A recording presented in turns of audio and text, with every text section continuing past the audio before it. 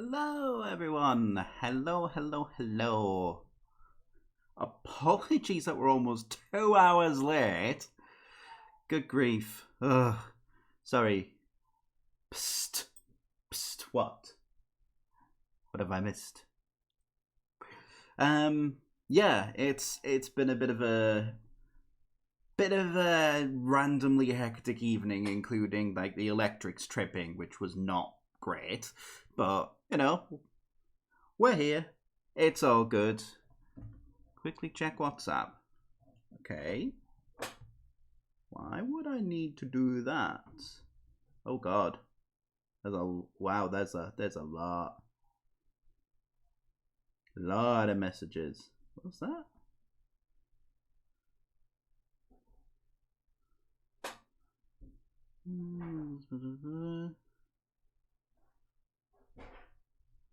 Ooh. Is that a new discount code for our 3D print shop?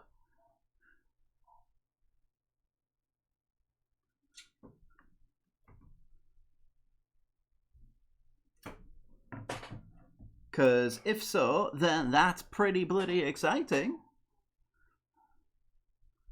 Wait. Hi. Thank you for the follow. That's greatly appreciated. I was going to say when it said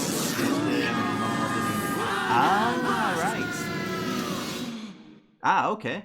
So we, by the sound of things, have a new sale going on in our 3D print store, running tomorrow up until Tuesday next week, which I'll just have to get that message again. There it is.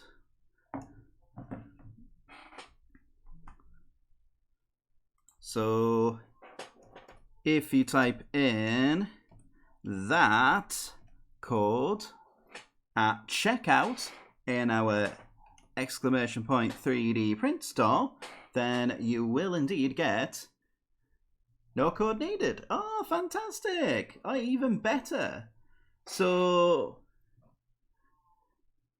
just as a bit of a quick one, we are...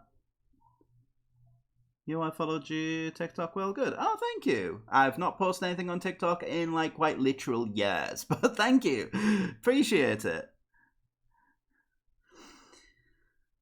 Yeah, so from Thursday up until Tuesday, so August 31st up until September the 6th, we will be running a quick little sale in our 3D print store, which will include free domestic shipping when you spend £20 or more, which I think is a pretty damn good deal, all things considered. So yeah, go check that out.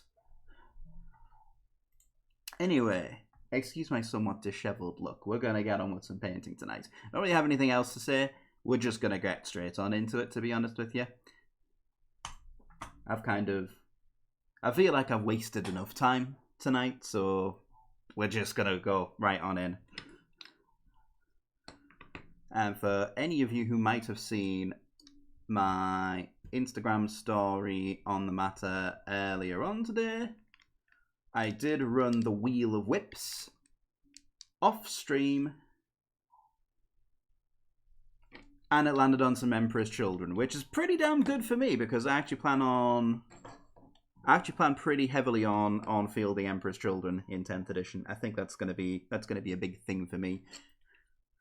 I think I've kind of decided where my focus is going to be for 10th edition, and I'm kind of happy with it, to be honest with you. I'm going all in on Chaos Space Marines. That's pretty much a given as far as I'm concerned. Aiming for between 1,000 to 2,000 points of Iron Warriors, just as a nice, quick, easy army I can just sink my teeth into, and also really quick and simple to paint.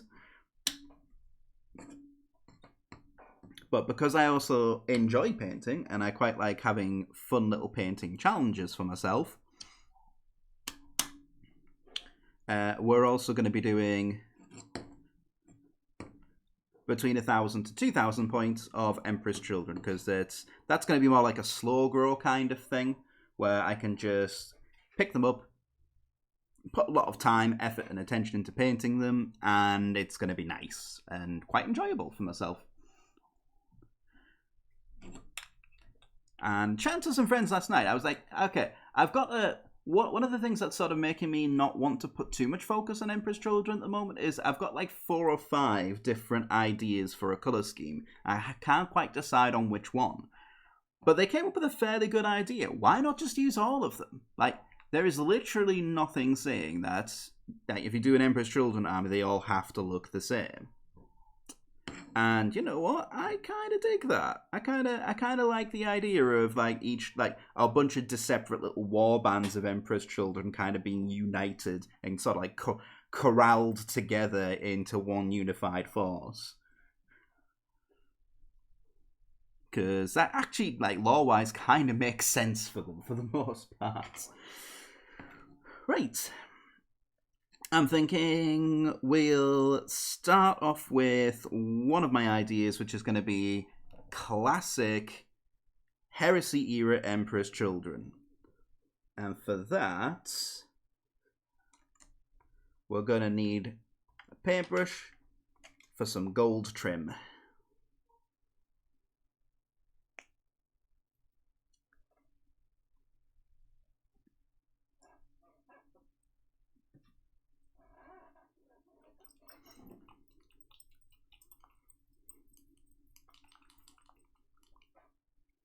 And of course, it is Whip Wednesday, which means I want to see all your works in progress. So by all means, please join the Discord, chuck in what you're currently working on, and we can have a little look-see and share in the joys of it on stream together.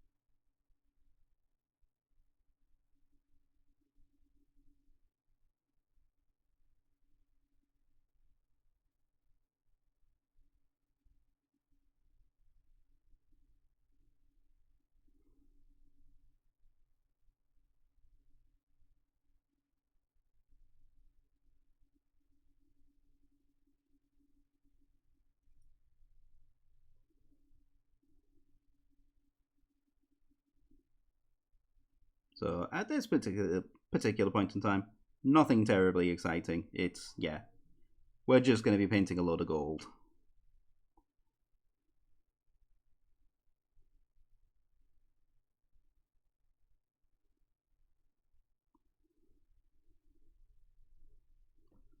Put new nids in for now. Oh, brilliant.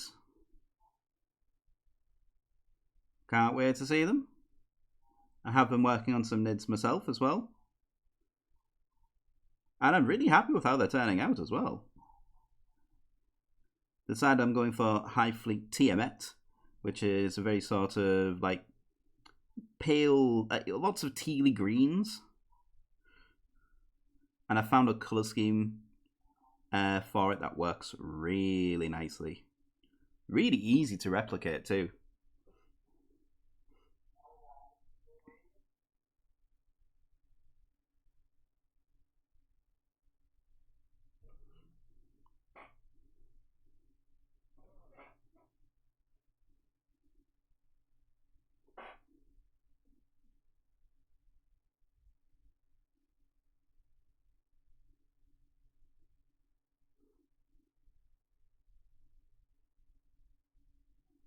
Which honestly helps a lot, because even though my particular idea for 1,000 points of Tyranids isn't necessarily like big or focused on, it isn't necessarily focused on swarm or like fielding a big horde of them, I do kind of still want it to be a pretty easy color scheme to apply.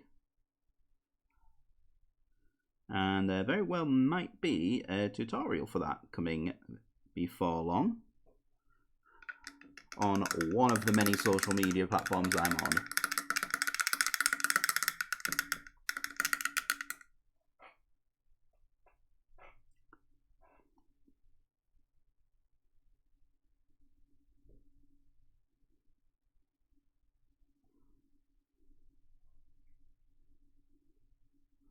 Non-emissary incoming or Eldar Phantom? Not sure yet. Ooh.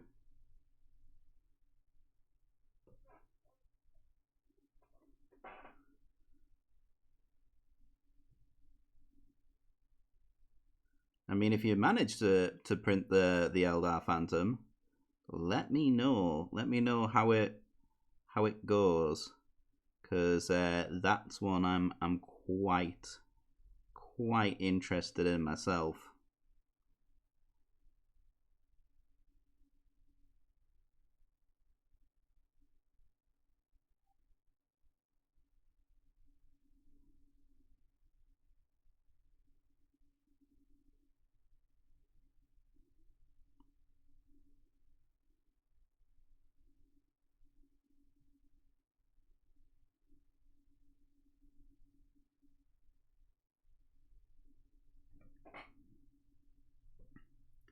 But don't give a fuck about painting it. I just want to try printing it, ready for the new Nid Titan. Ooh. Okay.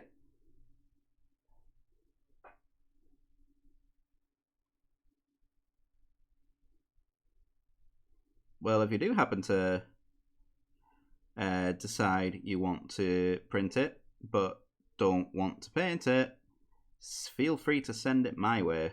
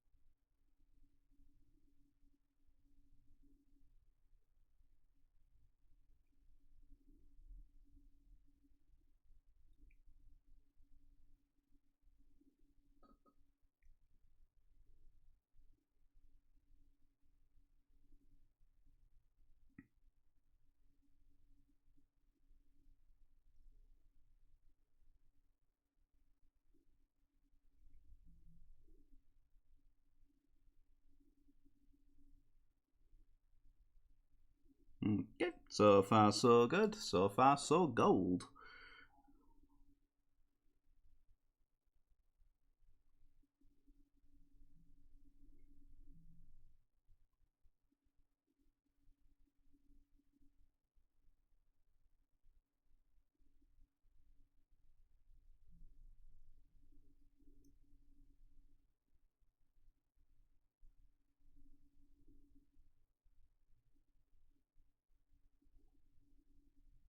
Might need to move down to a smaller brush in a moment or two, though, but for now, I think we're okay.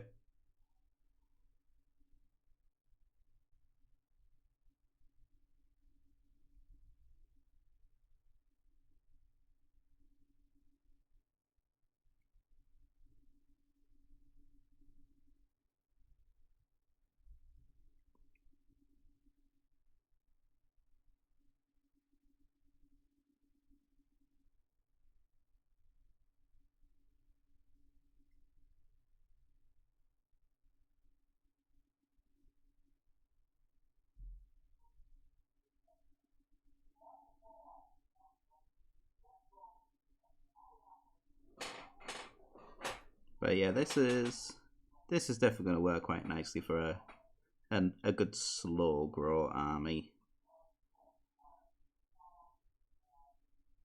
Because I'm kind of hoping we're going to get some new Emperor's Children, like actual dedicated Emperor's Children models over the course of 10th edition. That's if we don't end up getting just them as their own dedicated faction for a change.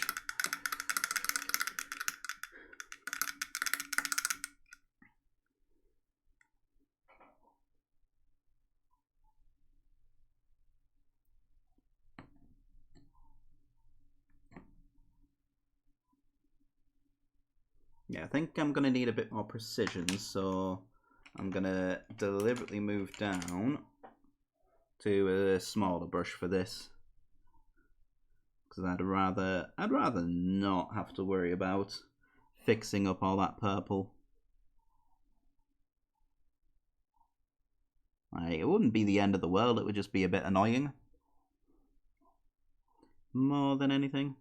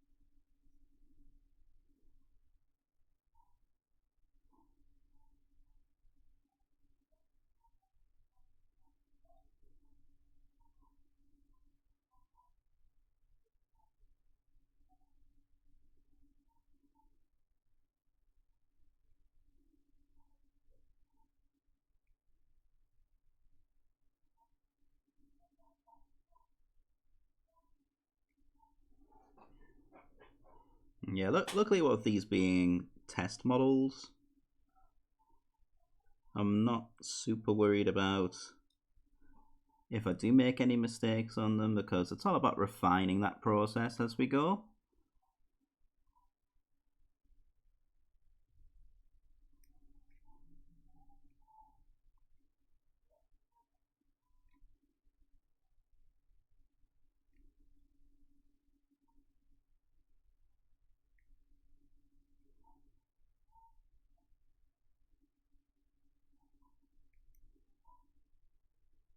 Like, I think I've done pretty well to keep relatively neat.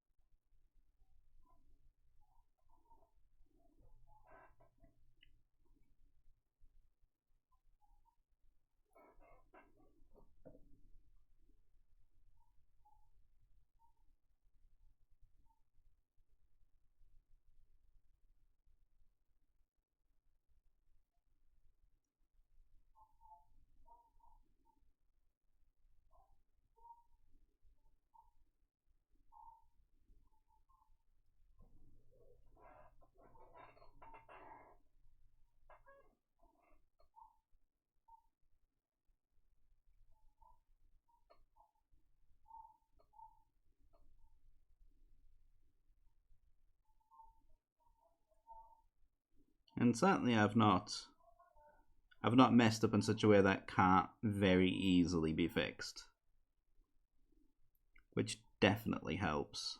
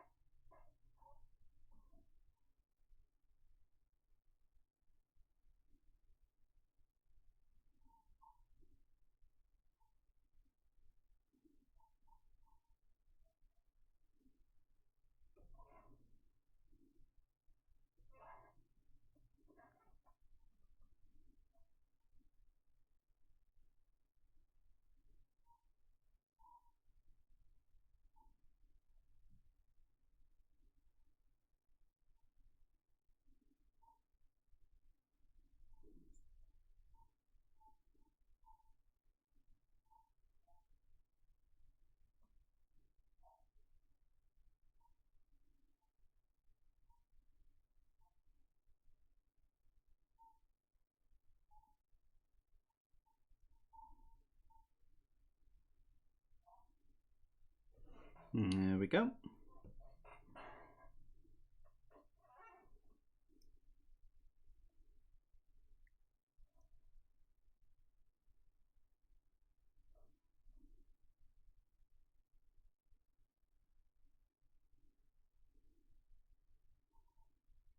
Try not to forget to do that little chaos icon hanging off his belt there.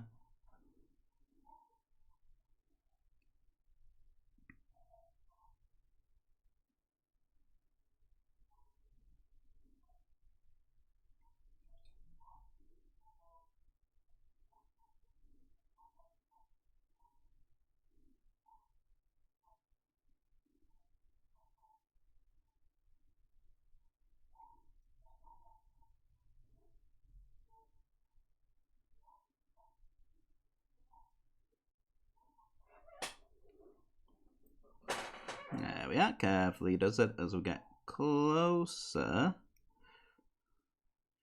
towards the back of the model.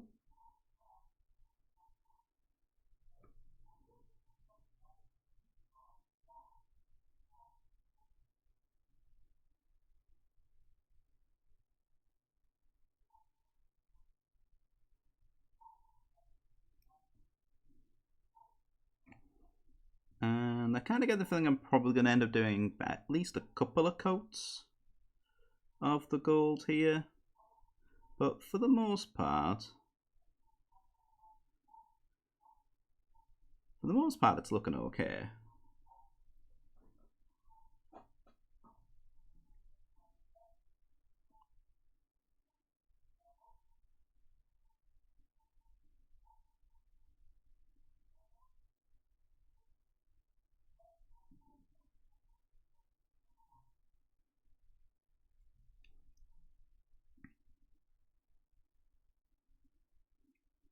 I'm going to go back over some of these areas with some slightly different metallics in a moment or two anyway. But for now I'm pretty happy with it.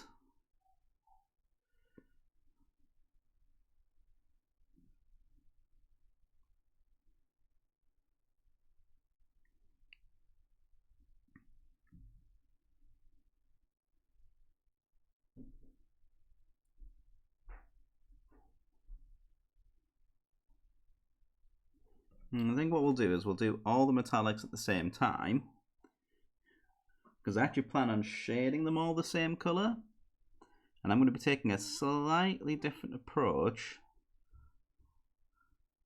to how I would probably normally shade gold and silver.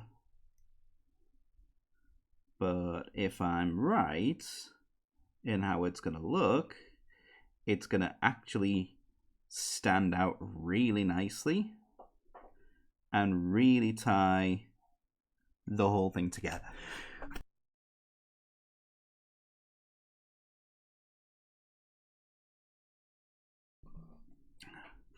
Sorry about that.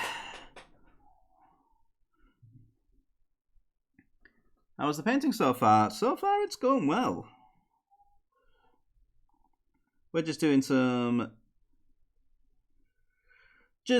gold trim on this Noise Marine here.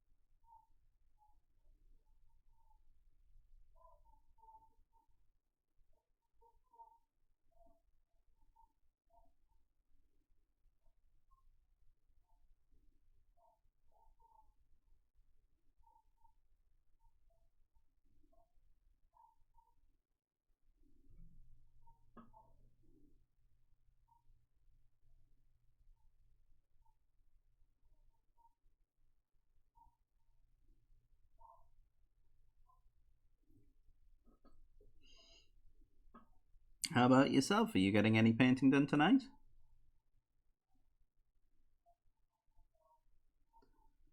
Gold's looking nice in the purple. Thank you.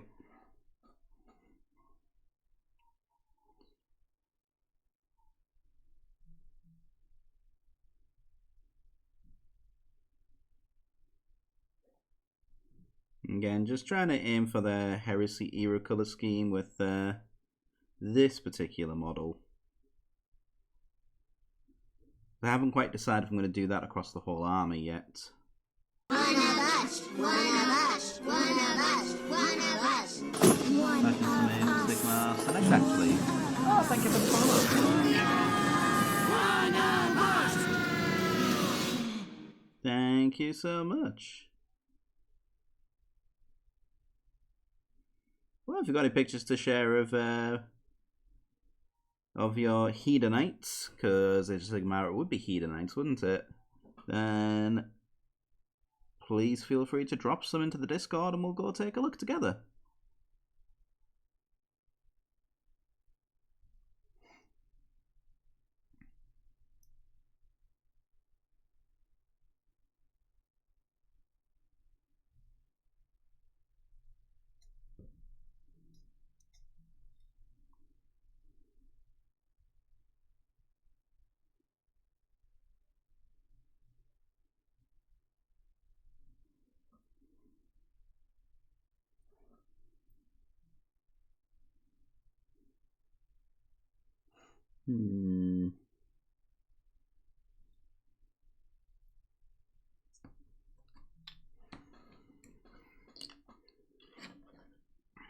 Okay, we'll just pop that one to one side briefly.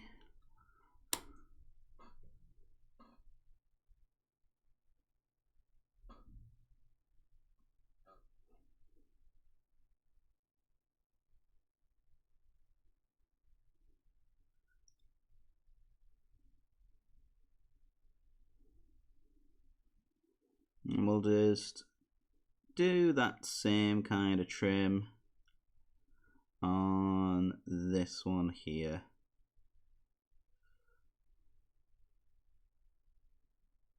Just means that by the time we're done, the gold on him will be, on that one there will be dry, and we can continue with it. Do I paint or do I play as well? I tried to do both. I really have not managed to get a single game of 10th edition in yet, but you know, it's still early days.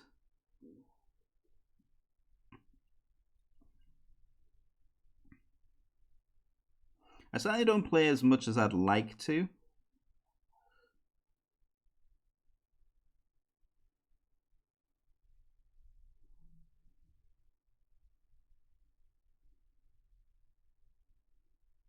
But that's also partly because the local scene in my area is not fantastic, to say the least. It's very fragmented.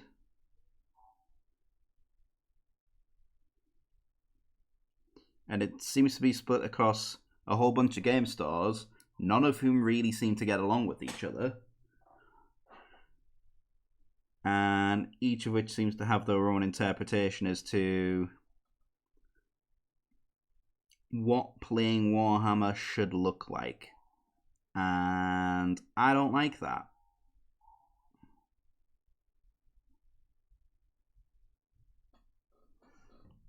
In the same way, sometimes I get caught up in the art aspect of the hobby. I mean, to be honest with you, that's always been the main draw for me, is the art aspect.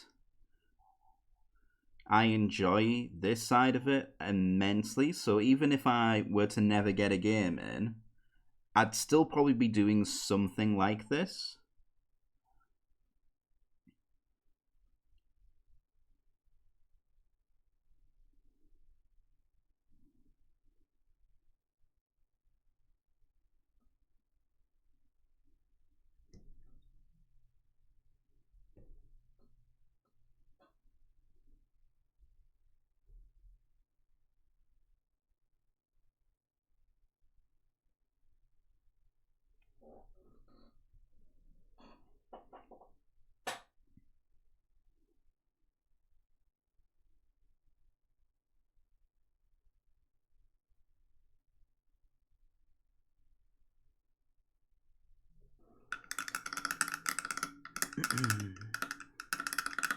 But yeah, I would certainly like to play a lot more than I currently do.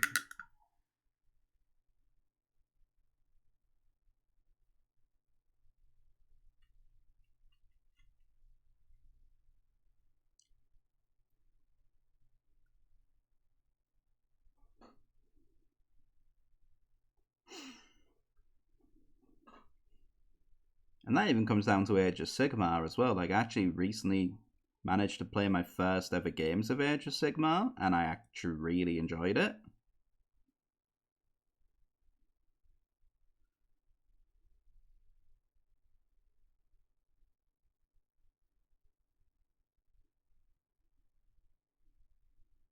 But again, it seems like all the games organized at that particular store where I was playing it are all ran by a guy who doesn't seem to care one way or another, because he's not actually bothered to do anything for well over a month now, even though he was actually taking over from somebody else who used to be really good at organizing the events. Like, a guy was really on the ball with it, but had to take a bit of a break for sake of burnout. And this other person who's taken over just doesn't seem to give a shit.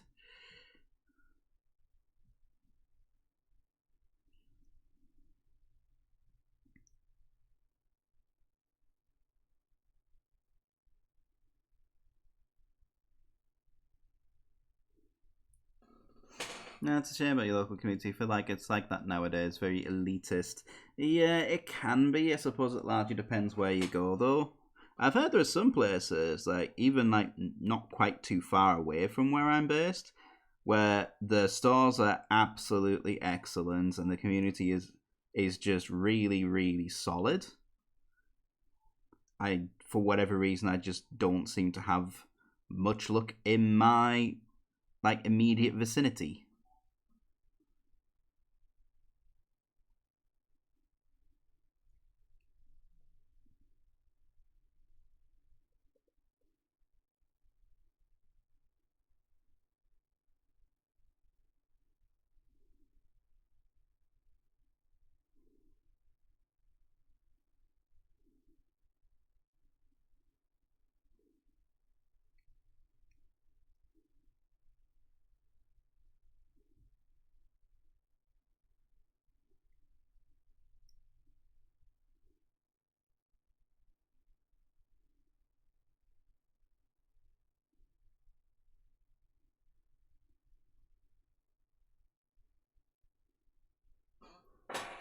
Thankfully, here in Vancouver, Canada's pretty solid so far, especially the US community is a lot more laid back. That's good to know. I know quite a few fellow streamers, content creators, just general people in the hobby based in Canada, and it's always made me want to pop over and visit sometime.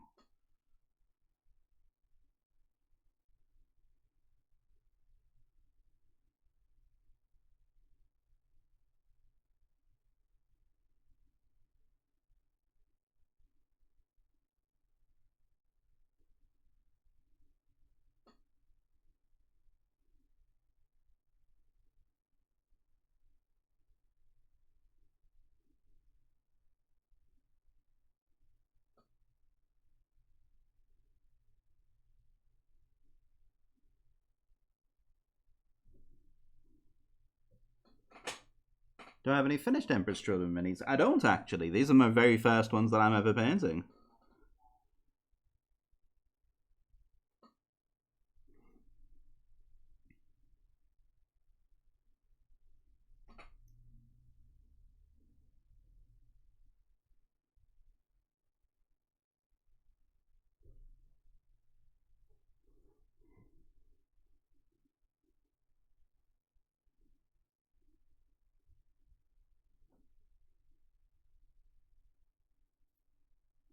Just joined the Discord, posted. Really nice to see everyone's work. Got some talented people on there. Yeah, we definitely do.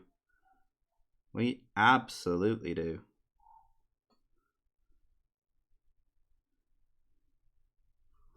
And these have kind of become some of my favourite streams to do because it's an excuse to gush over some of the really talented people's amazing work. And it always just feels a little bit more laid back as well, which is kind of nice. Like, yeah, I enjoy Massive Mondays because, heck, we always end up working on something really cool and exciting for that.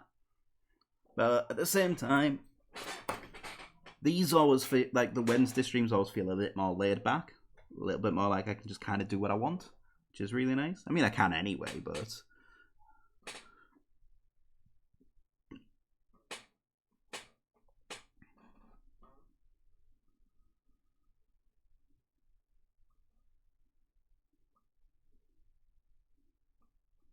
I just kind of feel like I get to enjoy the process a bit more. It's kind of the point of it. And yes, we have finished a few minis on the Wednesday streams. I did that quite recently with the Death Guard stuff. It's partly why I moved on to painting something a little different.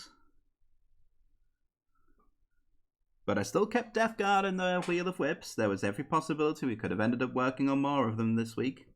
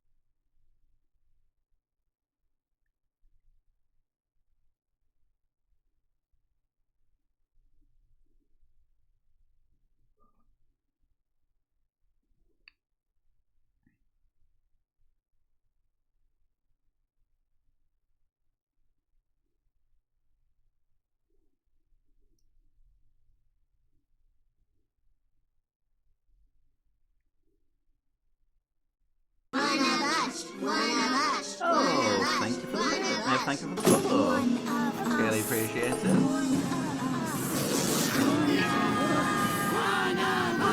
Welcome to the stream. Tonight we are mostly be painting Emperor's Children. Gonna lurk and paint, no problem, Spook Rosa.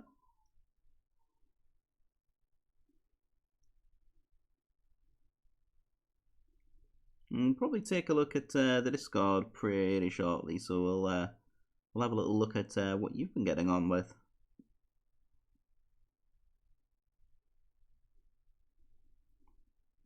Found a fellow Transform Chaos Space Marine fan? Heck yes!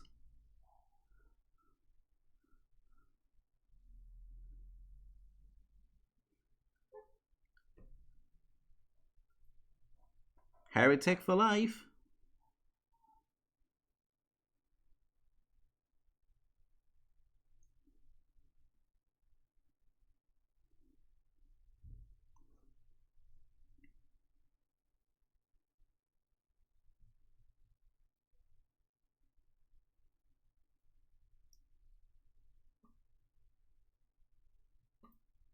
And I could make an army of wizard that could not be stopped. Yes! Oh! So, in terms of chaos, are you by any chance a fellow devotee of Tzeentch? Because if so, then yeah, you definitely have come to the right place.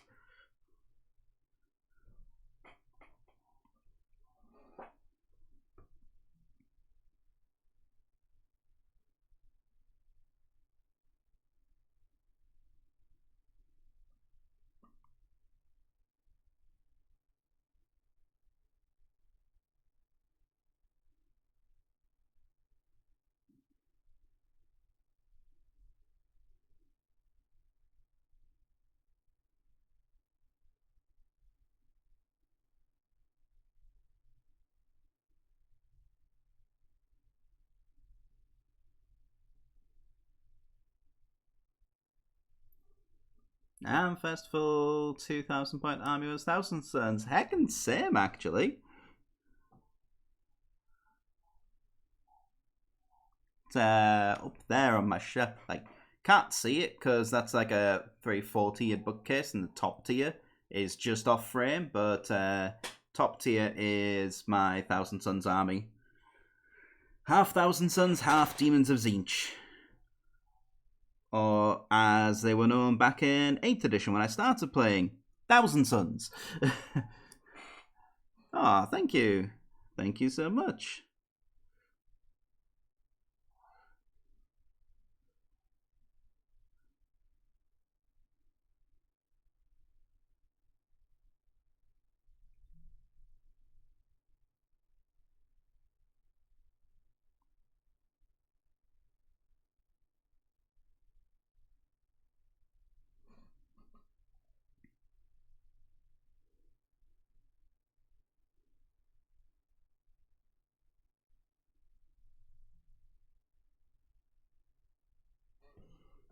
But yeah, I figured I finished my Thousand Sons.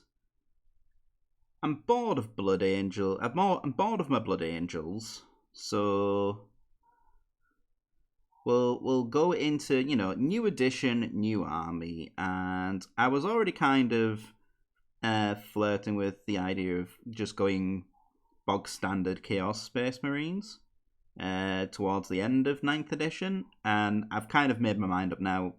10th edition, I'm going all in on them.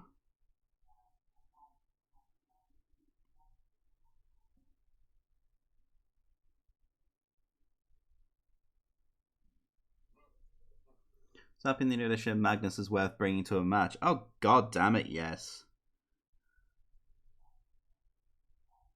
I mean, he's still a giant, like, walking bullet sponge. But he's at least, worth fielding. Just because he's ridiculously good this edition. There will be cake tomorrow. Sitting my front door by my front door, so don't forget it. Hey, no problem, Armand. Thank you so much for letting us know.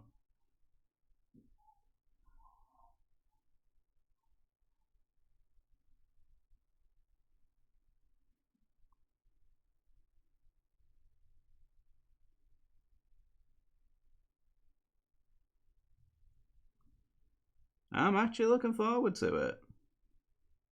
I miss D&D. It's going to be good fun. Yeah, I wanted to make a Chaos Armies between Thousand Sons of Iron Warriors and I saw Thousand Sons models and fell in love. Yes, very much the same for me. Except I've actually started going for Iron Warriors this edition. As I say, my Thousand Sons are now done.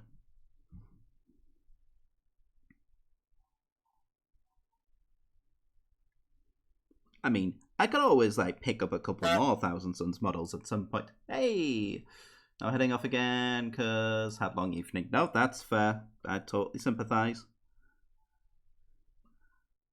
Hope you sleep well, and we'll see you tomorrow, Armand.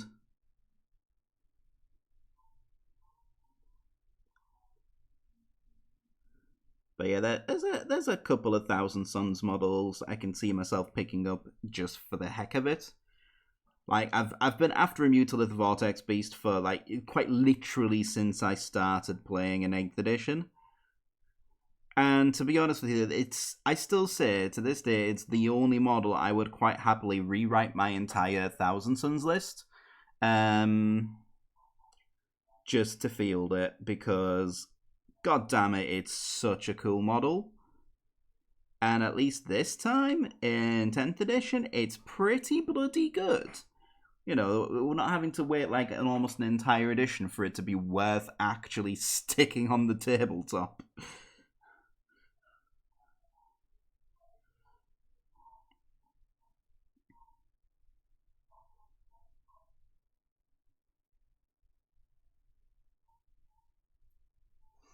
Somebody runs Thousand Sons and brings 2 Vortex Beasts. Nice! Yeah, my kind of person. I like it.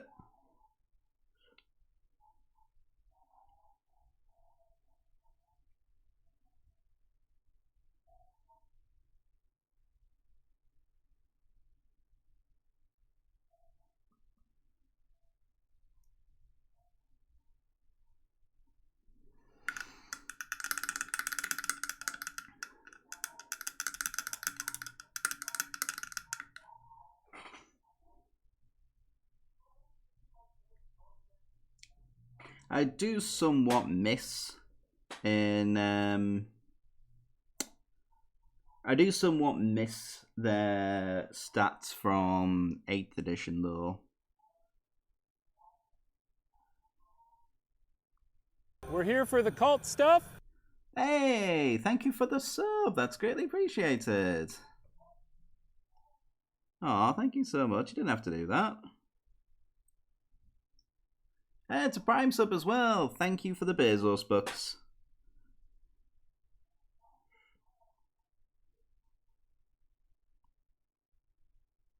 But yeah, I do miss their abilities from, if I remember rightly, it was the 8th edition, where with the D6 that you rolled for what the big vortex on their back would actually do, there was a possibility it could just turn everything around it into Chaos Spawn.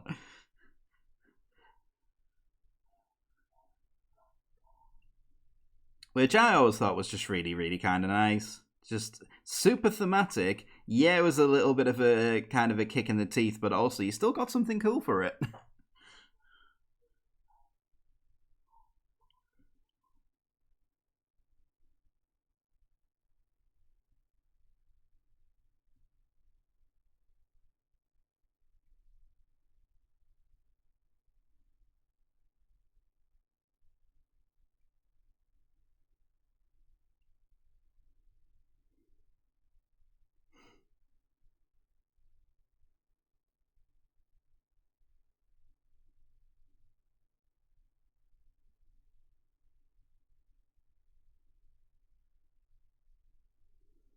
Chaos Spawn are good now on 10th. Also, because I drive to work. No problem. You stay safe. And yeah, Chaos Spawn are actually pretty damn great in this edition as well. Which also makes me happy.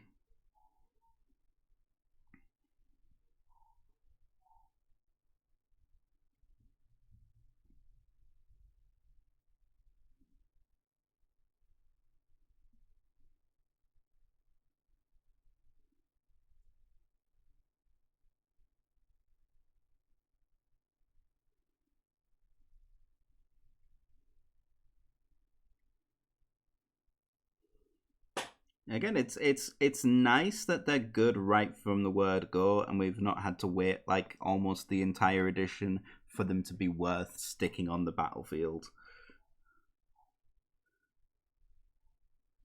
It's definitely encouraging.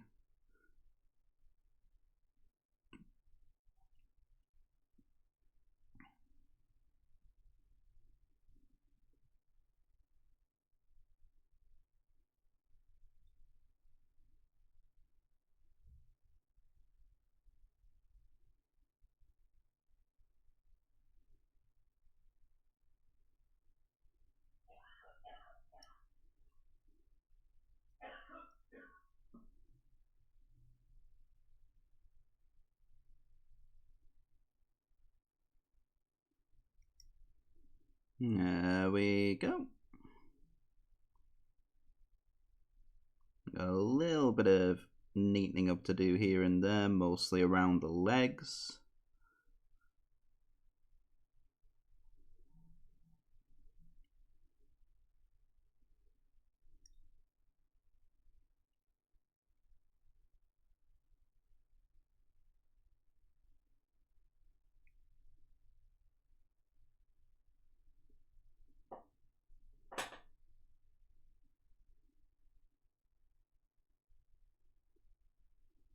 And we'll just do that grill on the back there as well. Maybe also these vents here too.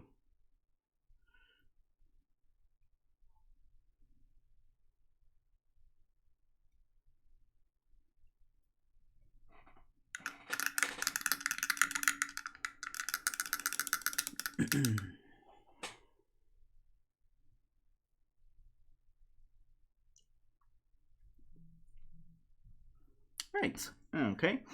So, what we'll do next, we'll have a little hop into the Discord and see what people have been getting on with. And then we'll come back to this guy, finish up his gold trim and probably do some of the other metallics on him as well.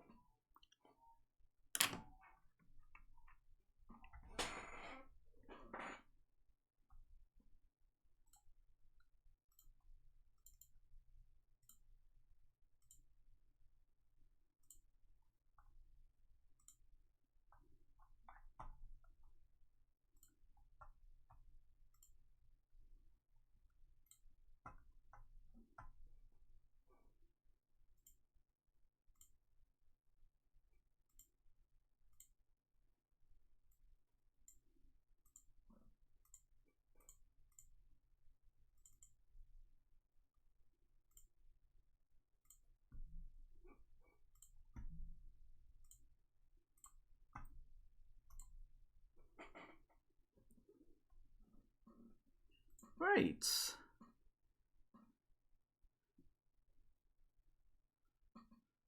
Fantastic. Right, let's have a look. See. So if we go back to about a week ago,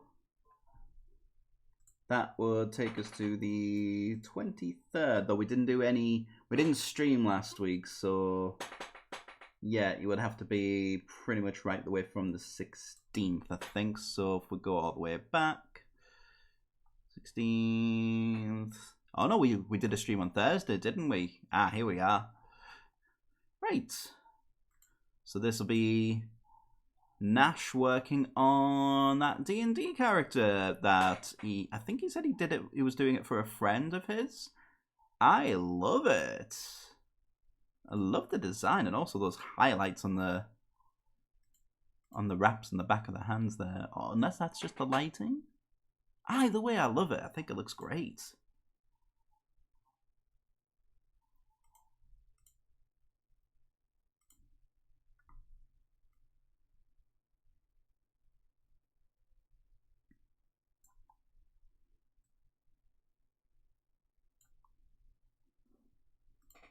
But yeah, definitely a fantastic job he's done there.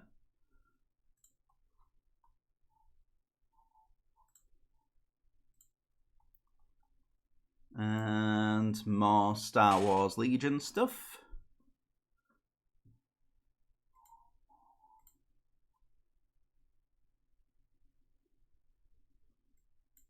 Trying to remember that's that Commander Cody's squad.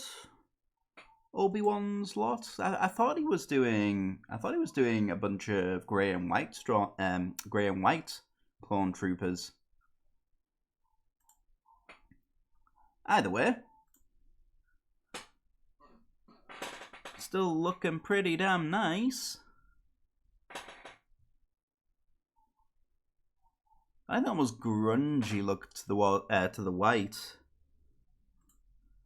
I don't know if it's going to stay that way, but it works really well so far.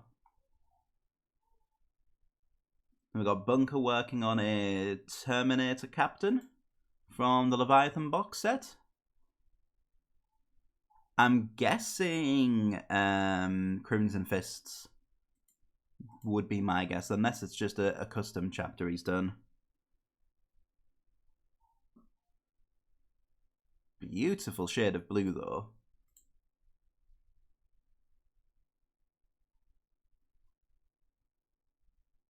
Oh. And yeah, oh wow. I don't know if he's free-handed this stuff, but that looks phenomenal. That face as well, he's done a really good job with that.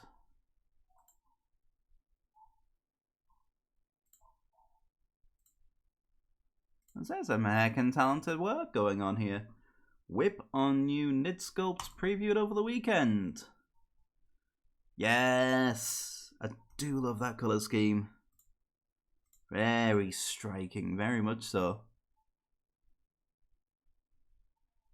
It's going to be interesting, like, are you going to be doing anything different with the big cannons on their backs?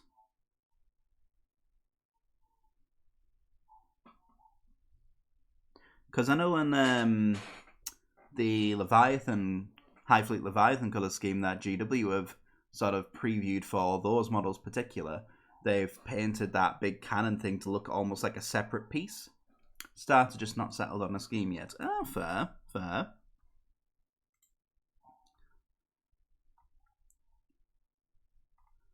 Okay. Take on Vindicare Assassin. Which I like. I think that looks really, really good.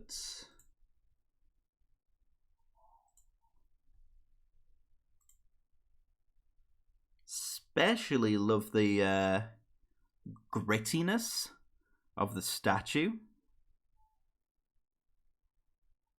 Now, I know you've used you've used texture paint to get that very heavily corroded rust look to it, and I think it looks absolutely exceptional.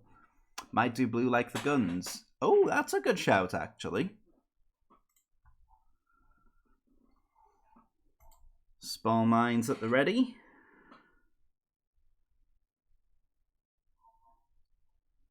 I'm gonna say it.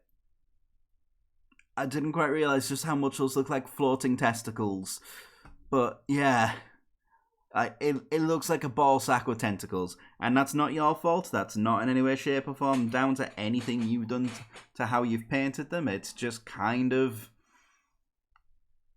unfortunately, how it looks. That's unfortunately just how the design looks. But you've still done a really good job with them regardless. A little bit of what's got done. Oh, and that Eons of... Hi, Shiro! Balls! Yes! Scared new guns are near to being compared to Bad Dragon. Accurate! We're here for the cult stuff. Lol. Thank you for the Prime sub. More Bezos bucks. Thank you so much, Shiro. But yeah, I do love the Eons of Battle terrain, though. I look forward to playing a few games amongst that lot. That's going to be good.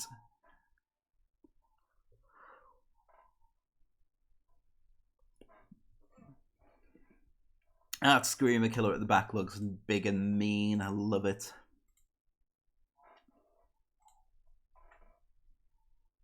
Loving how this turned out. Yep. God, it's terrifying just how big that thing is. Well, because a pro painter, they said. It'll be fun, they said.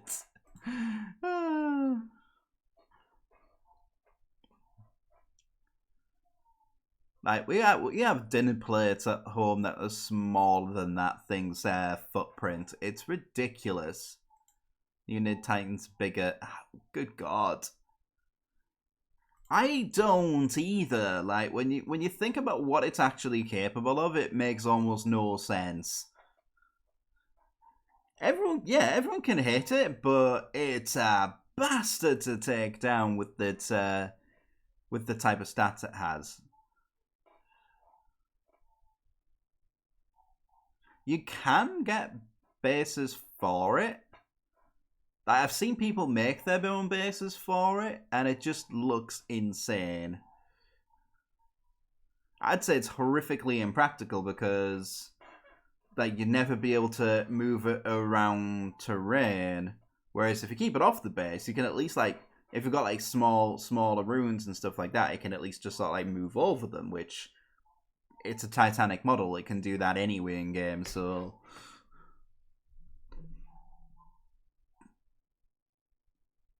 Yeah, that's my question.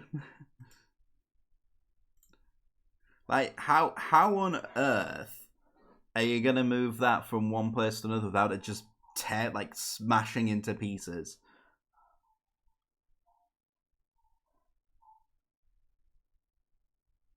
Let me move it to a local game store. Oops, broke all the legs. Yeah, pretty much. Pretty much. It's definitely the sort of thing you'd really only play with at home, I think. Hi guys, new in the Discord, just sharing some of my work. Holy crap, that's good. I love it. Look at all the different shades and textures. That's fantastic. And some of the best non-metallic steel I've seen in a long time. That's well done. Very well done.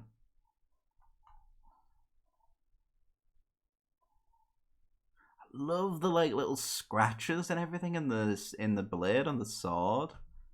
That is, wow, you have done amazing on this.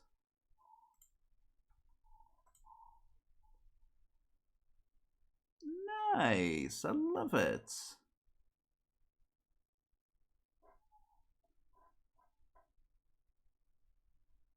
Love the little hints of red amongst the base, just to sort of like really bring home the kind of gory, deeply unpleasant nature of Hedonites of Slaanesh as well.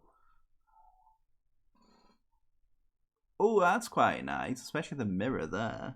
That's cool, I like that.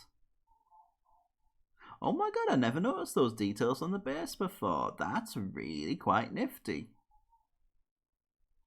Unless, is that actually how that base comes, or did you sculpt that yourself? Ooh, that's quite cool. I like that. Damn. I can see what you mean about getting caught up in the artwork, in the art of painting minis, because holy crap, you're talented as heck.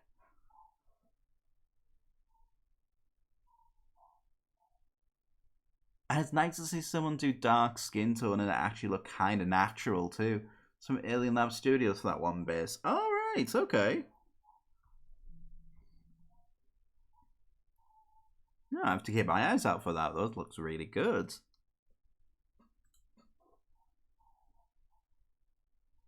But yeah, you should be very proud of yourself for these.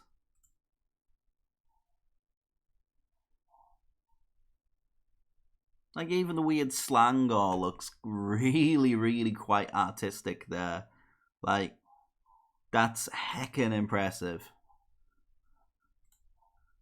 And normally I'm not, like, really fussed on the design of Slangor, but that one actually looks really good. Baking Sculpey is your friend. You can make some nice cheap bases with them. Oh, nice. What was that Necron Silent King proxy code? I was looking for it and didn't find it. Let me type it out.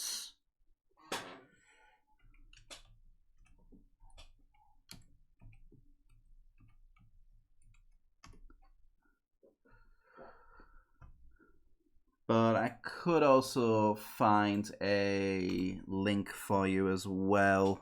And I'll just chuck that up into... chat.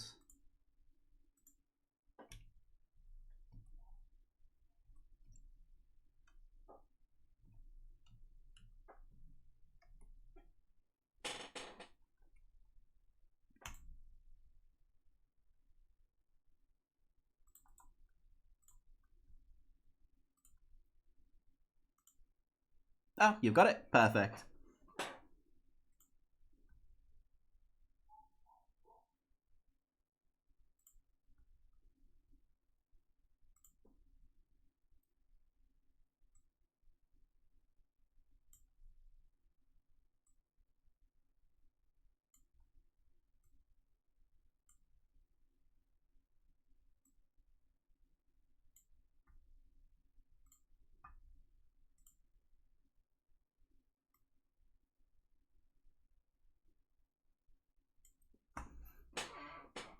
Right, okay. Let's get back to it then.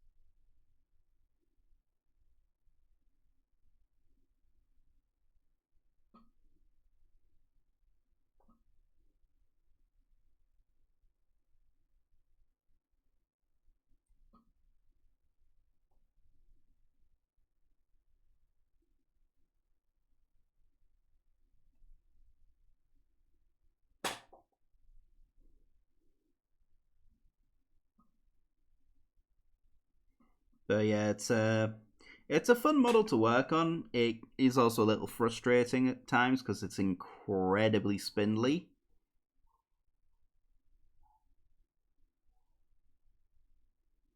I've broke that model countless times just moving it from one desk to another. It's mostly like the upper torso, the way that connects to the sort of exposed spine coming out the hips. Like the connection point between those two bits is like tiny, absolutely tiny. And even reinforcing it with a little bit of like a little dot of UV cured resin, it's still very easy to break the damn thing.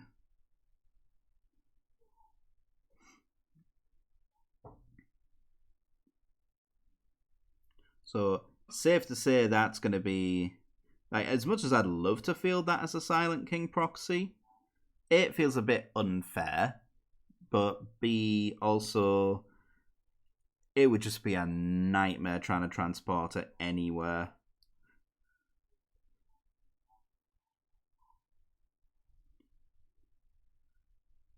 I'm going to have to start looking into getting some magnetic cases, I think. It's going to be my best bet for stuff like that.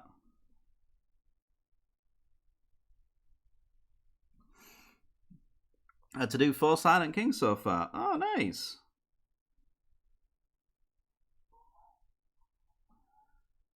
The molds are getting worse, really? Oof.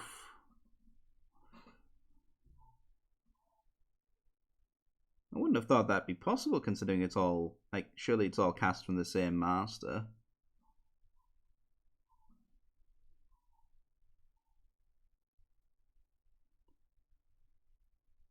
Or do you reckon quality control's just really taking a huge hit, maybe?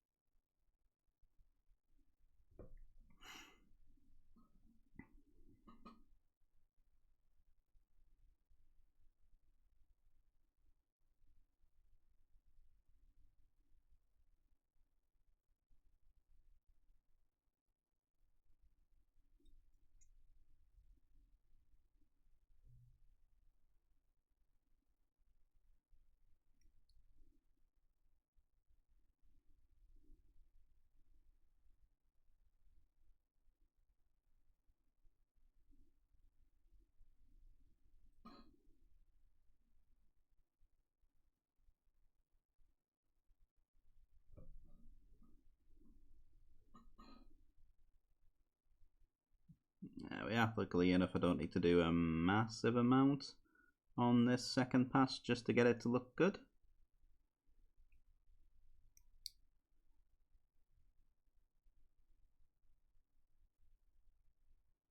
It's mostly just a little bit of reinforcing the paint that's already there.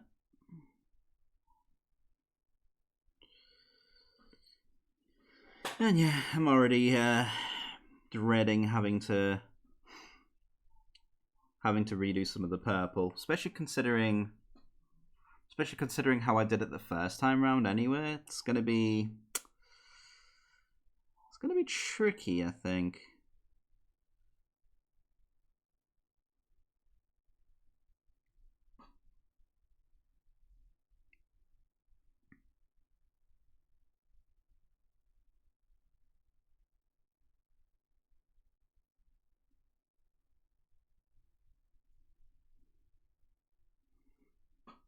Like, I don't know, maybe I might have to resort to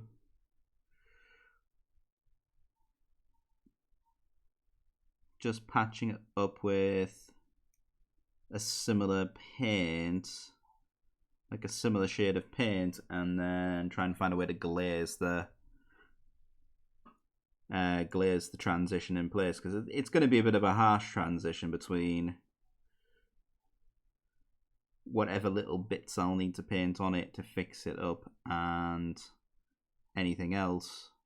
Although I suppose I could make it just look like slight battle damage, maybe? I don't know. Haven't quite thought that far ahead yet.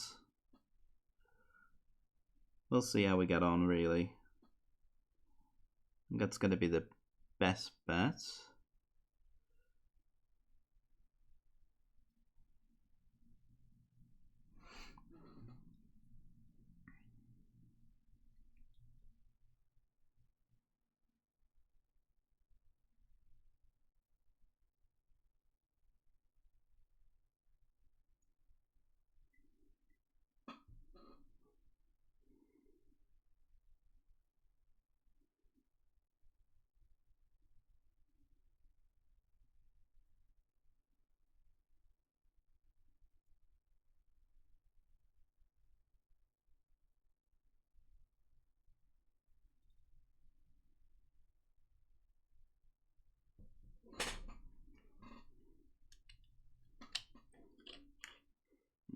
Okay.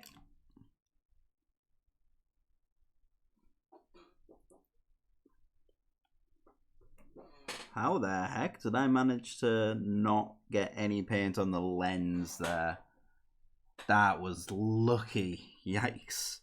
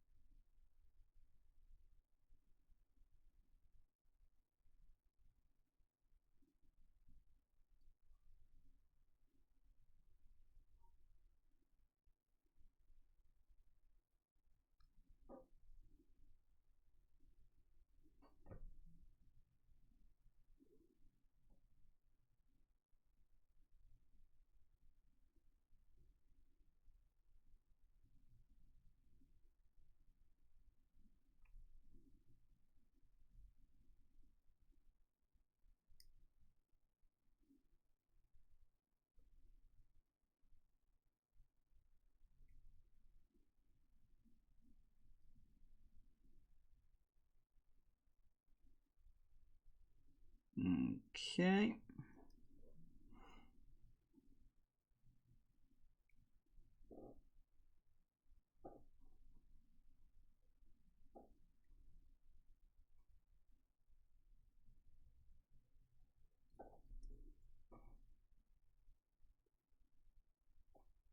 Yeah, this is not the army you want to be painting up if you don't like gold trim.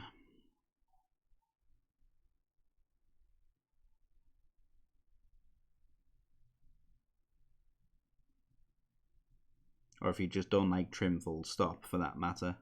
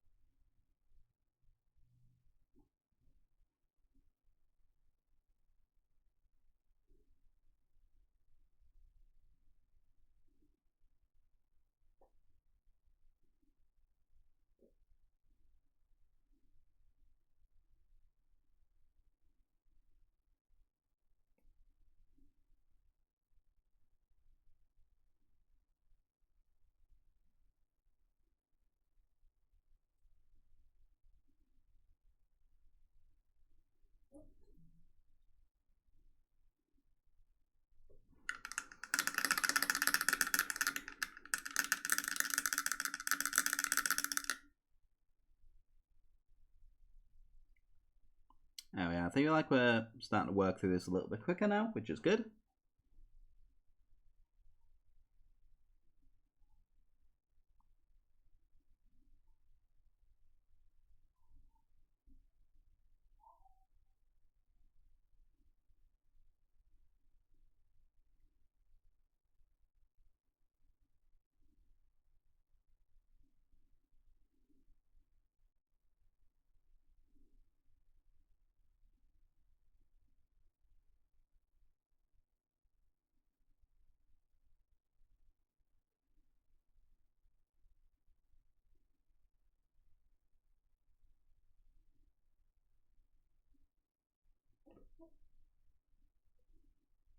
Oh, thank you for the hydrate.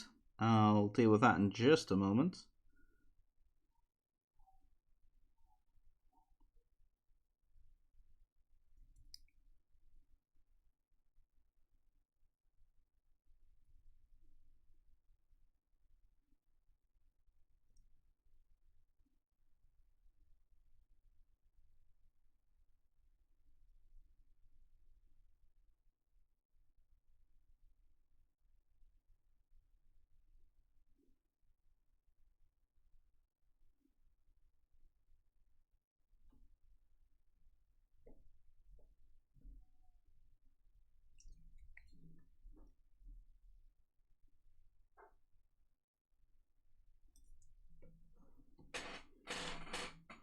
There we go. Right.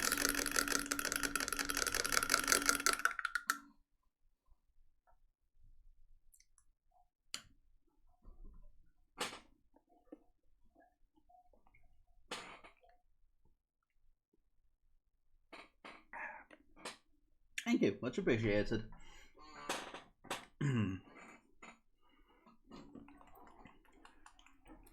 Right, for the other metallics, or other metallic bits, we'll get some chainmail silver.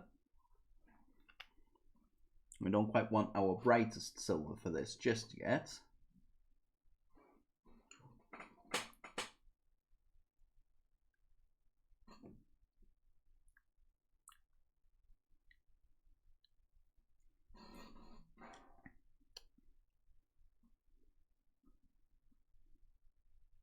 We'll stick with the same brush though.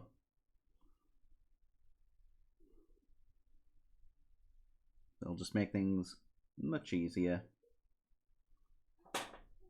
Right. I was just going to pick out a couple of areas that I think would benefit from being a slightly different colour, like maybe the grills here, and the shoulder pad.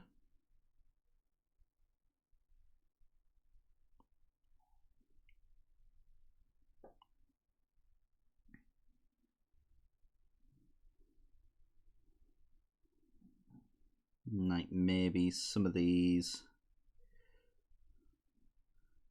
pipes and mechanisms.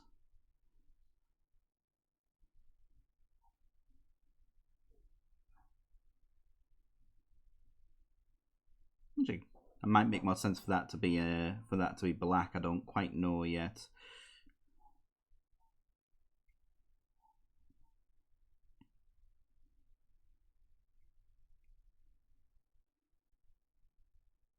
So we'll come back to that bit.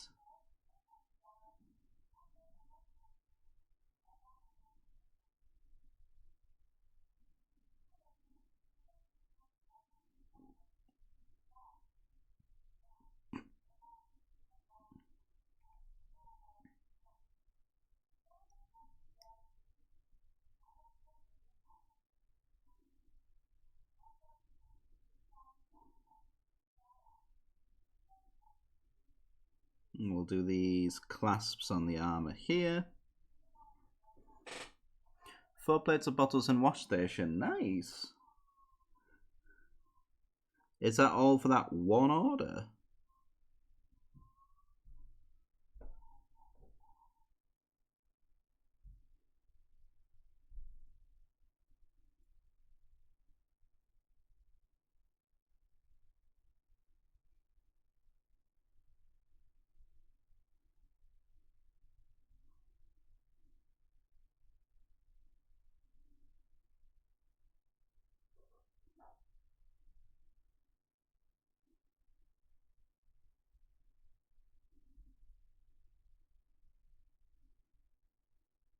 We'll do these pipes here. The side of this section of the helmet. Let's say a helmet, not like a mask.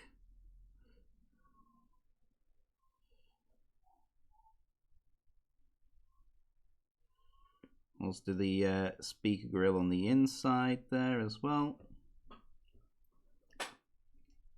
Ish. Ah, right. Okay. Are you also doing a couple of extras just in case we get a few more orders of them?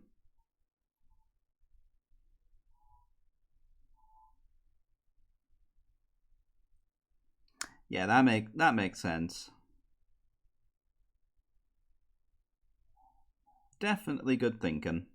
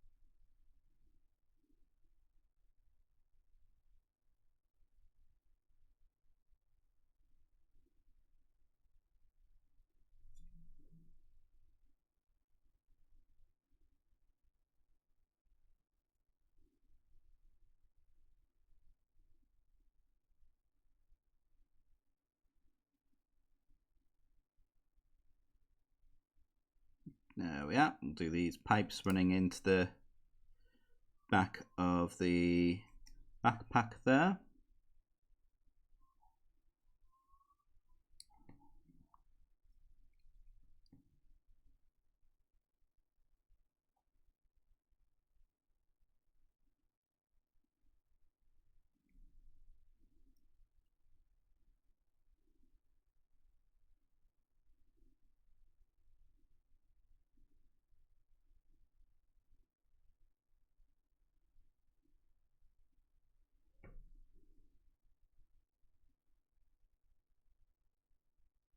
Again, we'll just do the inside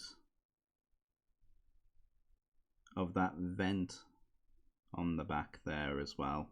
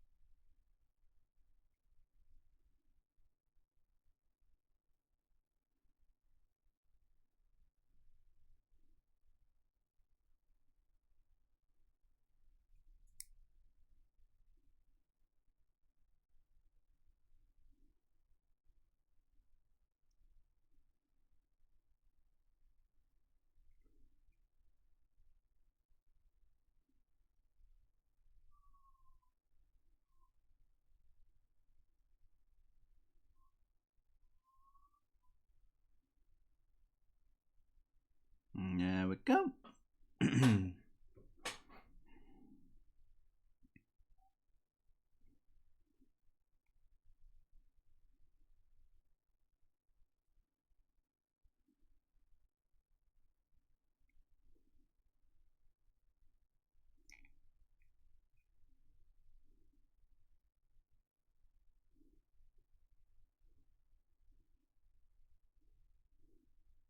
We'll do the chainmail there as well.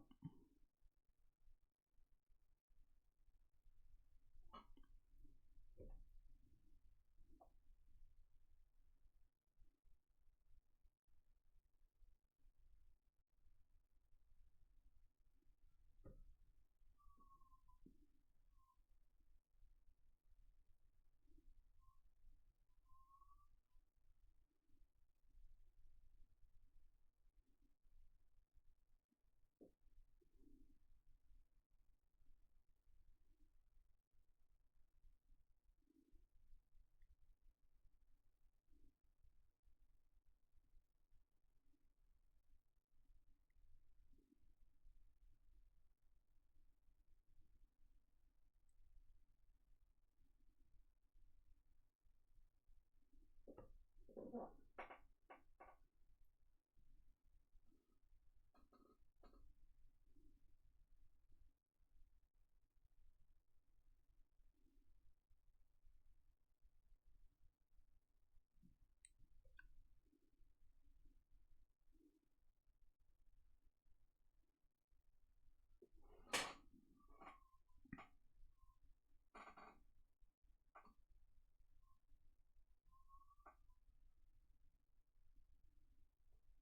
going to try and do the clasps on the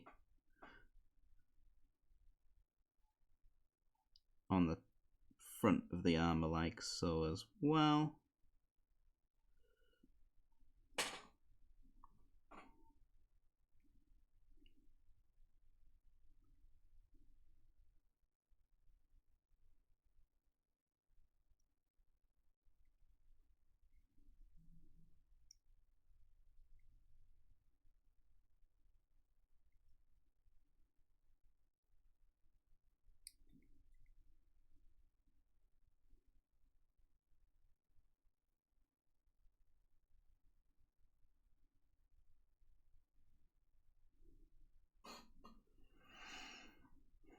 There we go.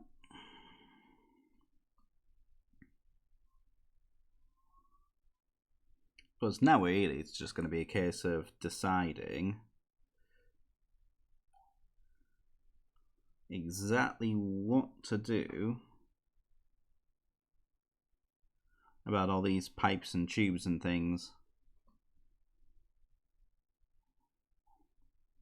Like, I'm thinking maybe probably doing them in black, but I don't quite know yet.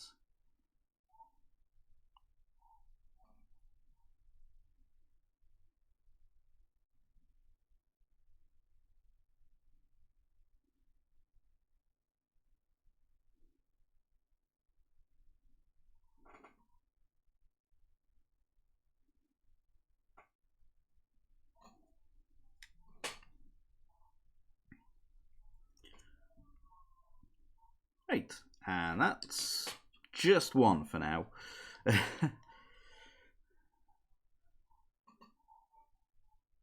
Still got another one to go.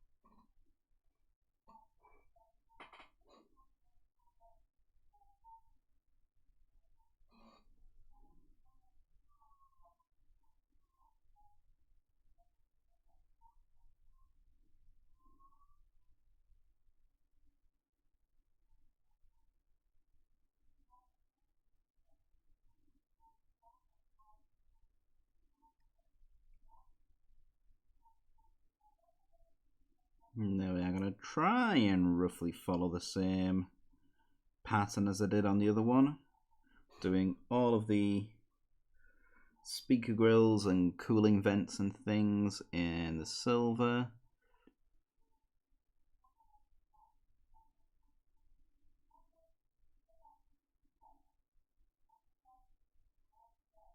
As difficult as that might be to realistically achieve.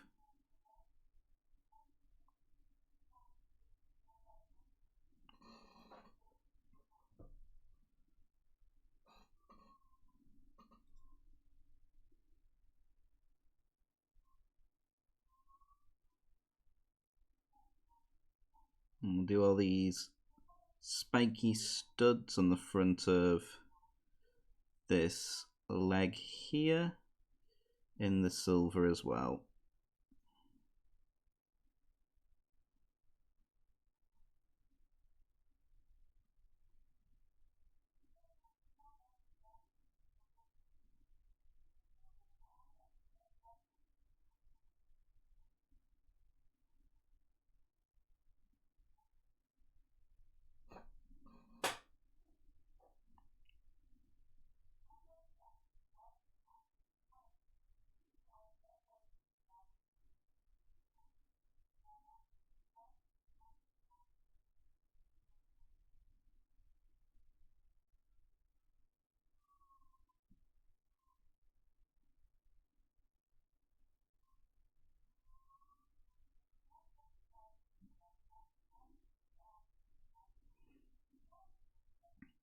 Yeah, I feel like I'm gonna have my work cut out for me in terms of just trying to neaten some of this up.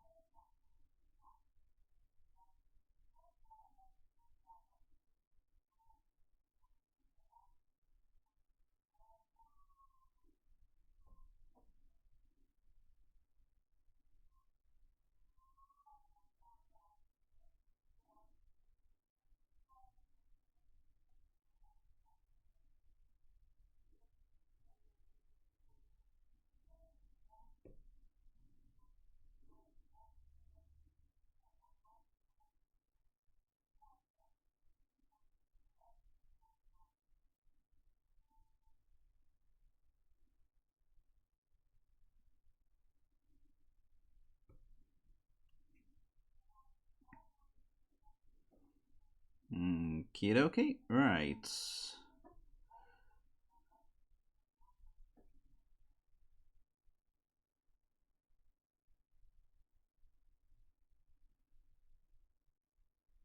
And then we've got a few little pipes to do here.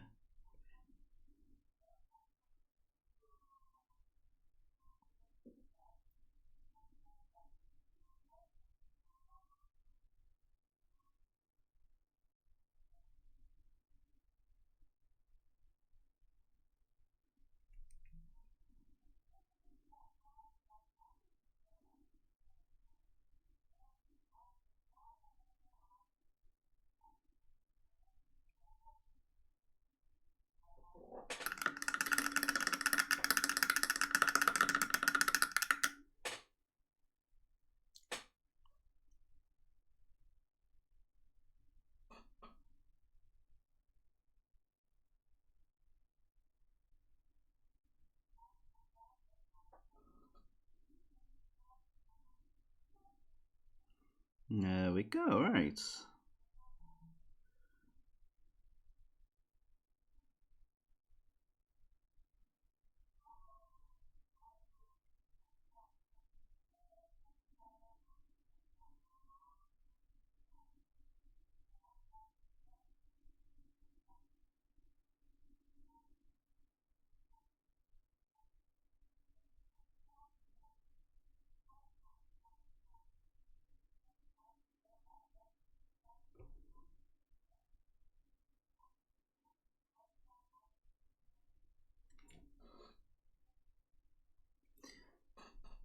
Hi, mouth wide open. Sup with yourself.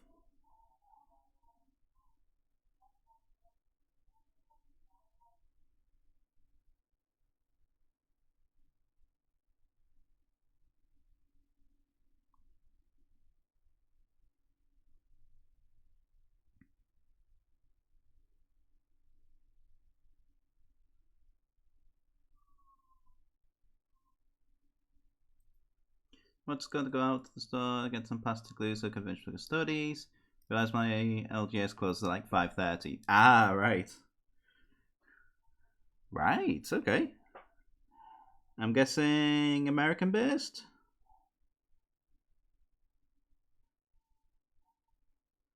Canadian. Ah, right, okay, that makes sense. Huh. I seem to have hit the Canadian side of Twitch. You're by no means the first one who's popped into chat tonight.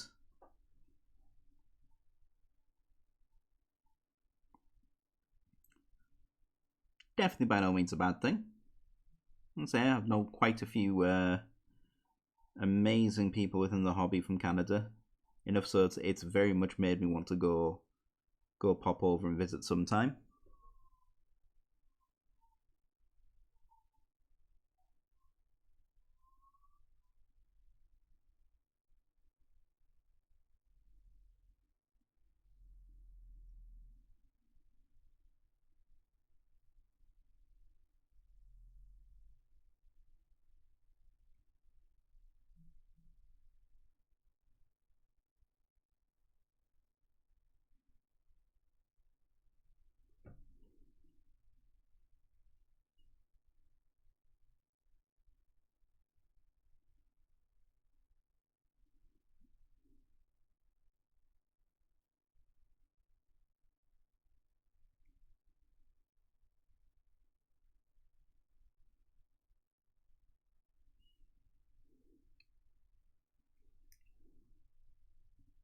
There we go.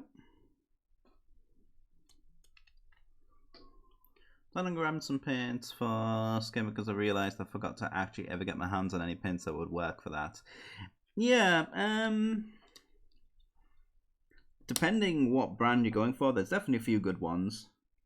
Bugman's Glow is probably one of my go-to ones from Citadel. Bugman's Glow and Cadian Flesh Tone. That combination you can't really go too far wrong with. I also quite like just white and then Reikland Flesh Shade over the top.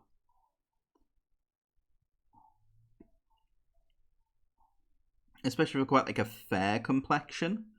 That works quite nicely.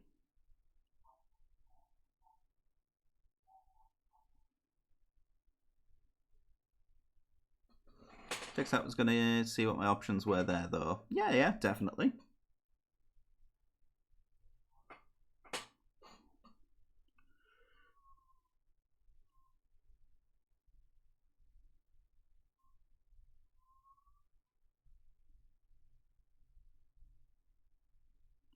Absolutely.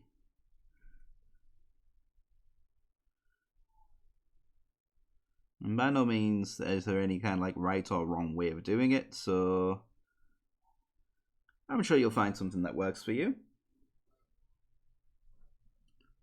Never really looked too hard at them before since I just ended up getting this one starter painting box set that's technically for Stormcast Turners but like same colour palette. Right. Makes sense.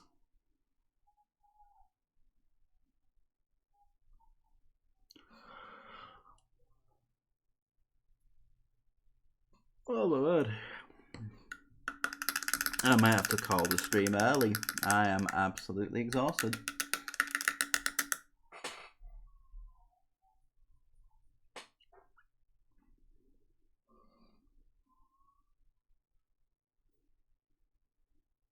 At least try and push through.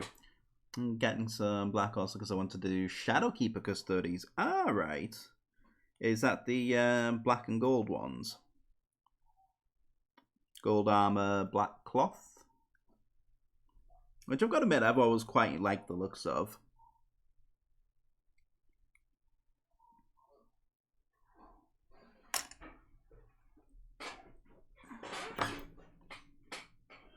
Right. Let's get some shade on. Right, okay.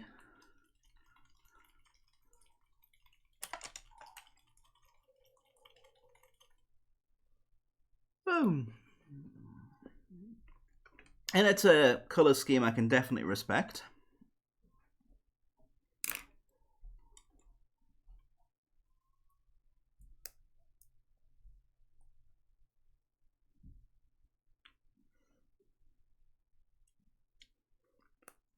So 9th edition codex, like, yo, that goes hard. It does, to be fair. You definitely chose very well there.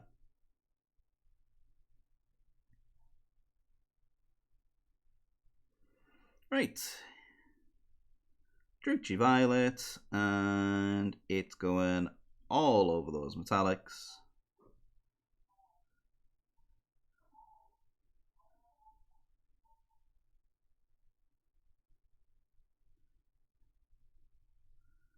Just helps tie it all in with the Slaaneshi colours of purple.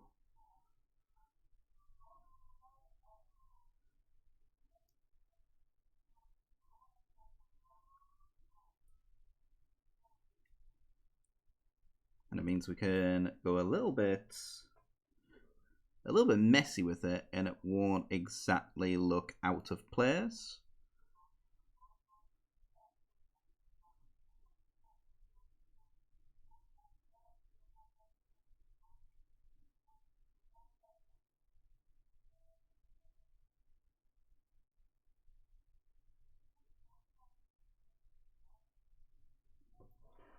Plus, since the Shadowkeepers have a terrifying job because an excuse to skip trying to paint eyes and give them darkest dungeon eyes instead.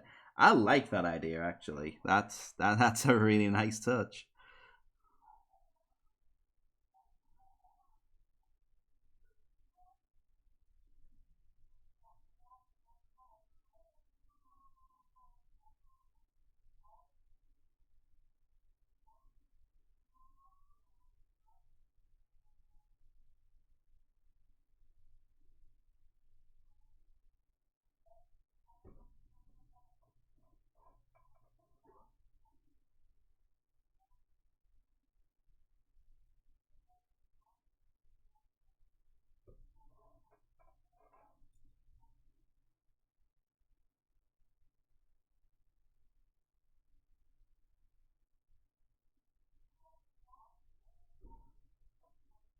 Anyone see T.E.? Oh, so if it's enough to rattle a custodian, you know it's gonna be messed up after all. Yeah, definitely. Anyone seen E.T.? Is it worth watching? I can't tell if you're trolling there or not. But to answer that question as honestly as I personally can, yes and no. Yes, I have seen it. No, it's not worth watching. And I will die on that hill.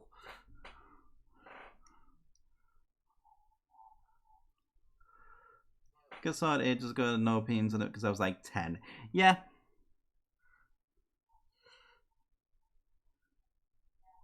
I mean, I was about that age when I saw it myself, and I wasn't impressed.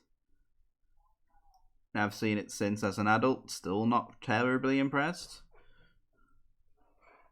You know, my movie watching is limited. I know, but that one genuinely surprises me.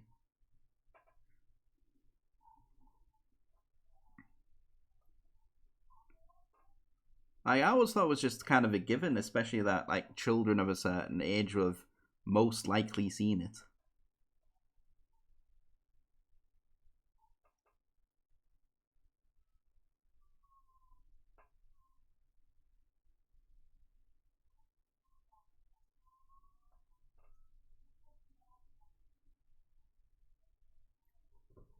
So I can't think of any film I've ever seen that has had Nicolas Cage in. Yeah, that I honestly that still blows my mind, but I also just see that as an excuse to have a binge watch of Nicolas Cage films. So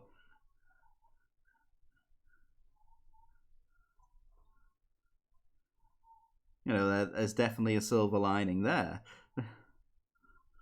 Same with us playing Dead by Daylight counts. Huh.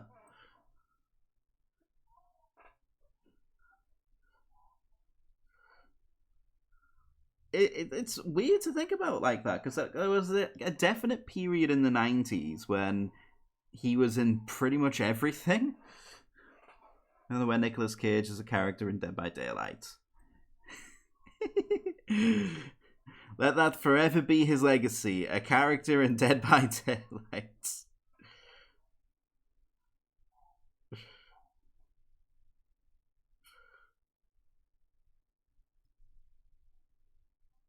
I have to admit, back when I used to play Dead by Daylight, I tended not to play Survivor very often, but I would happily make an exception for the chance to play with Nicolas Cage.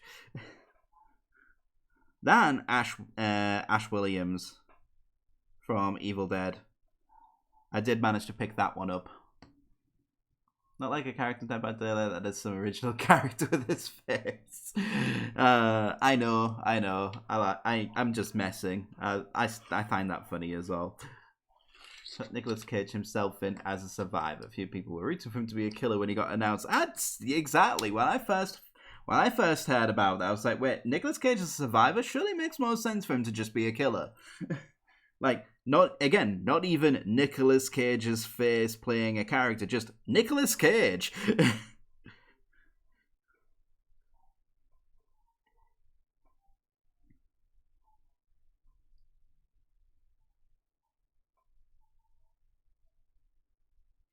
Yeah, we were talking to our friends about it yesterday when we were around theirs and paying them a visit because they brought it up and they brought up something really, really quite funny regarding it. Apparently, Nicolas Cage actively chose, no, it didn't even in the case of had to, actively chose to redo all of his voice lines for that. Because apparently, like, he surprised the developers by being just kind of like normal and reserved and not Nicolas Cage. And apparently, after he recorded all of his dialogue for the parts for the game, the devs like took him to one side and said that actually like mentioned that to him and said we were expecting something a bit more, you know, like wilds out there and Nicolas Cage. To which he apparently turned around and said, "Oh, that's what you wanted." So he then redid all of his dialogue and just went full blown over the top.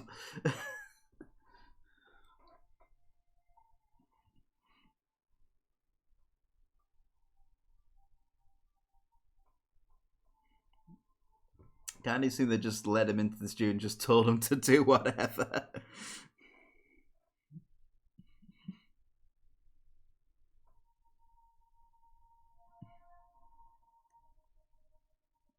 Yeah, to be fair, it's like I mentioned to them as well yesterday. Like, it's not the first time I've heard that. Apparently, like outside of his rather insane spending habits, he's just a normal guy. Like, you kind of expect him to be batshit insane because that's kind of just the memes around him these days. But he's apparently not. He's the furthest thing from it.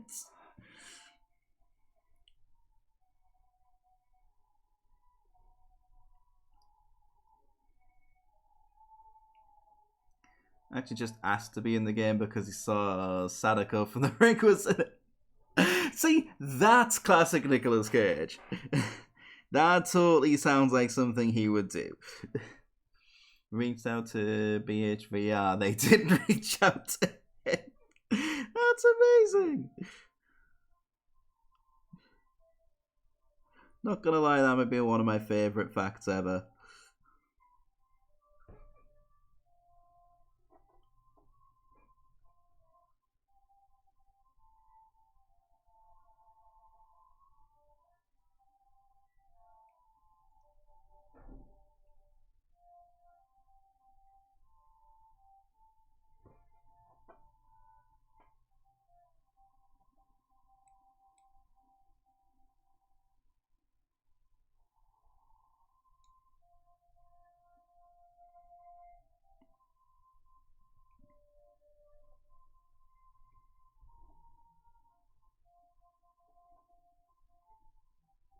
Yeah, that's already worked really nicely.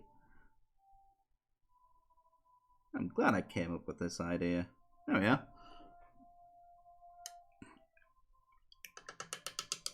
If Nicolas Cage hits you up and asks to be in your game, you don't say no, you gotta let him in. Exactly!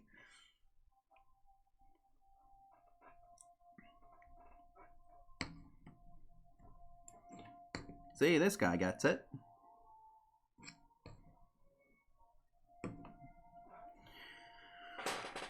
Right, I'm gonna pop that one to one side. I'm gonna do something slightly different with this one, because again, I'm still sort of testing out colour schemes at the moment.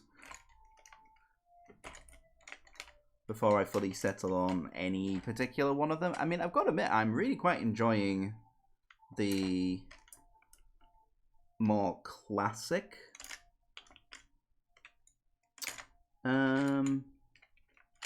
Emperor's Children colour scheme that I've kind of ended up with.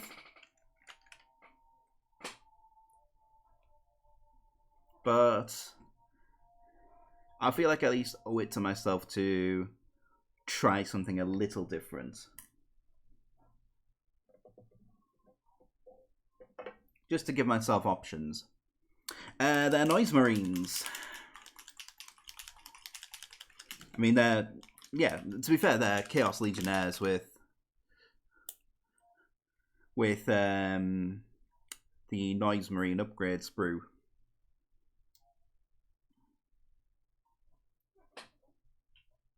Because, you know, apart from that one model that they released a couple of years ago, they don't really have their own models at the moment.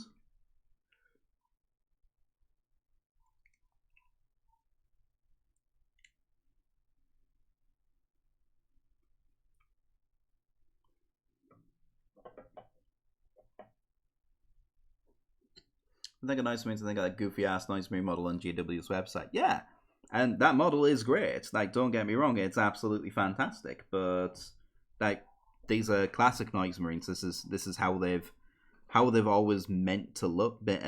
This is how they've always been meant to look.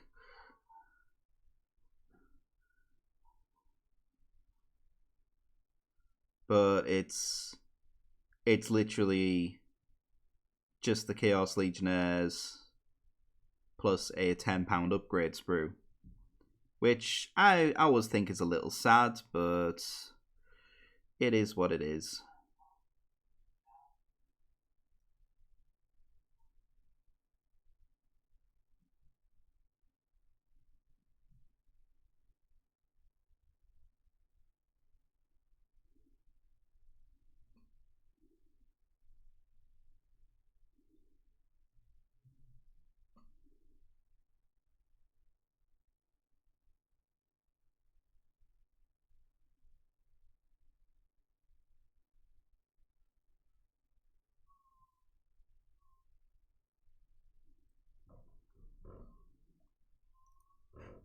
He said, "Oh, if they ever make a real model for Ice Marines, they better look like that, or I'll be sad." He said, with no intent to ever play Emperor's Children. Well, yeah, exactly.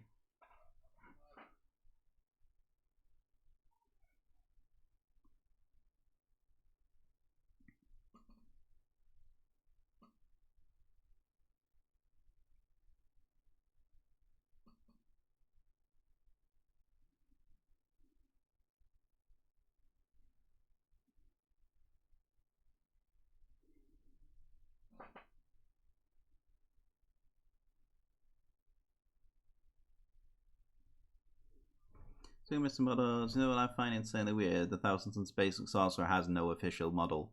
That's true, it doesn't.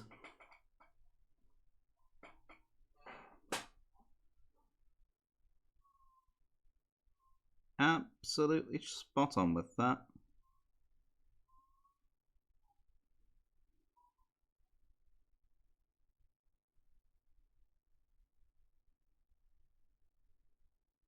And it is just kind of like one of those weird situations where it's like, not sure how to feel about that. But at the same time, the vast majority of Thousand Suns players don't feel basic sorcerers. Heading out, have a good time. Good one. Yeah, no problem. Thank you for stopping by. It's greatly appreciated.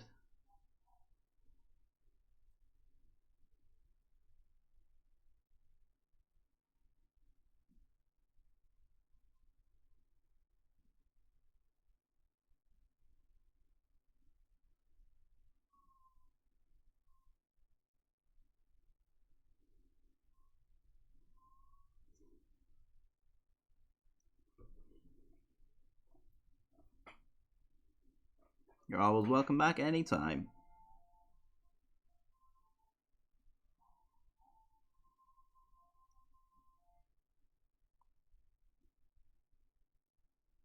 And for those who've just joined us today, we do mini painting Mondays and Wednesdays, and video gaming Saturdays and Sundays.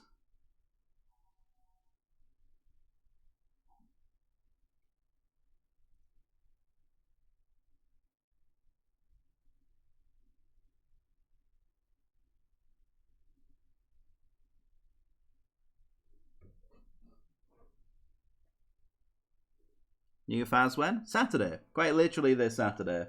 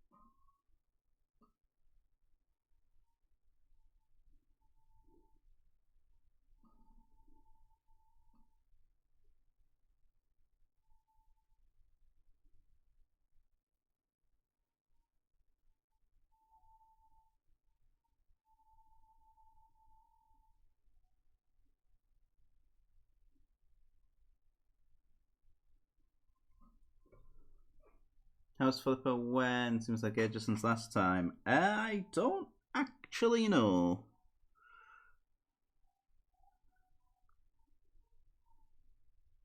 I was sort of under the impression people weren't really all that bothered by it.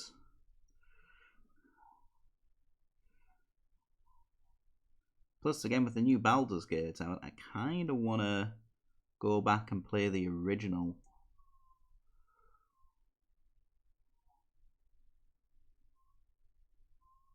and do that on stream.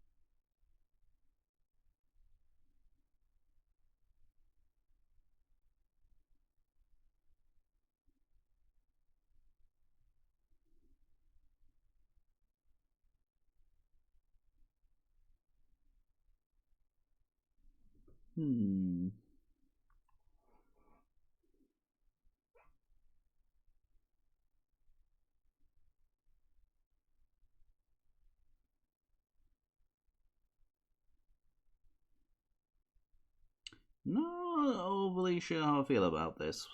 And this was actually the colour scheme that I thought I was going to do the whole army in, but I guess I'll be able to make my mind up a little bit better when it's done, because I am still going to get some metallics out on this one.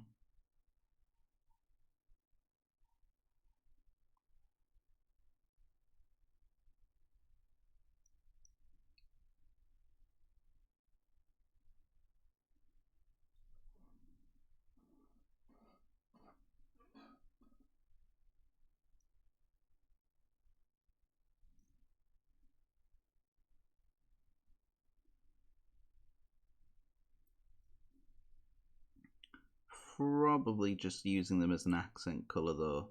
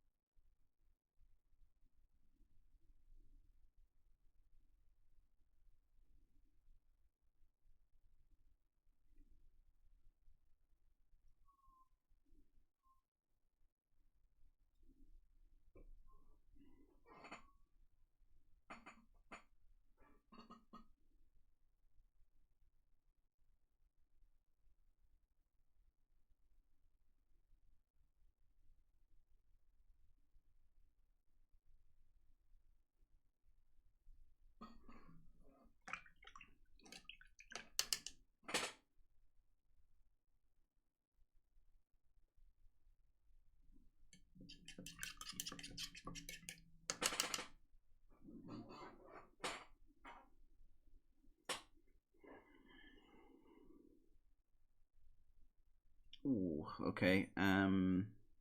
Yeah, I am probably gonna have to call this an early stream, I think. Didn't really want to, but I'm starting to get a bit tired and I'm finding it a bit hard for my eyes to focus, which is never a good sign.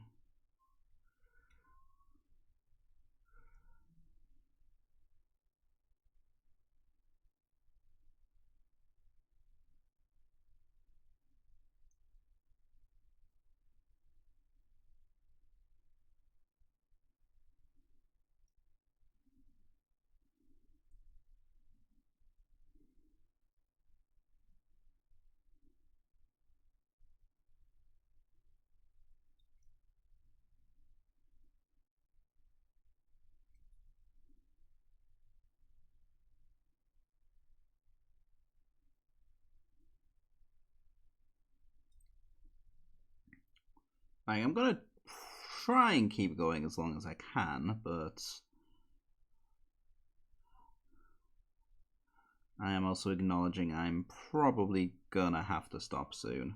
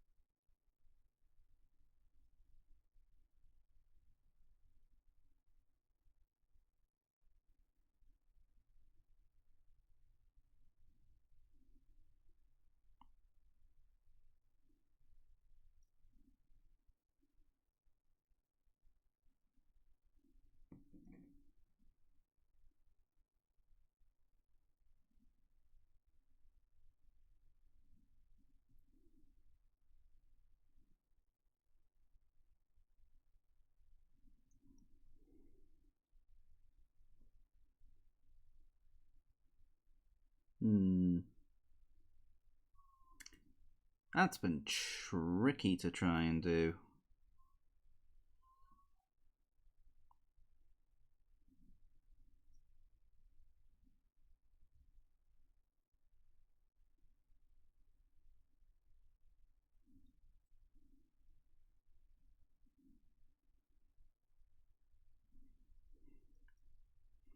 Yeah, I do like it. It does kind of speak back to their original. I say original. Back to the current color scheme in the 40k setting. Like, it's more of a purple than a pink, which I think works really nicely. But you've got the black trim as well. I think I might be starting to warm up to it, maybe. And in the grand scheme of things, it's no more or less difficult than doing gold trim.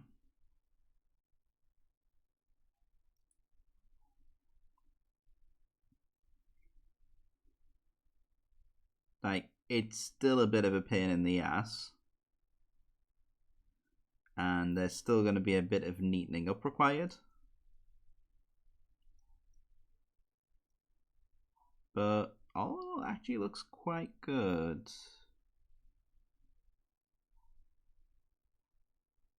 Again, I'm by no means done with it yet.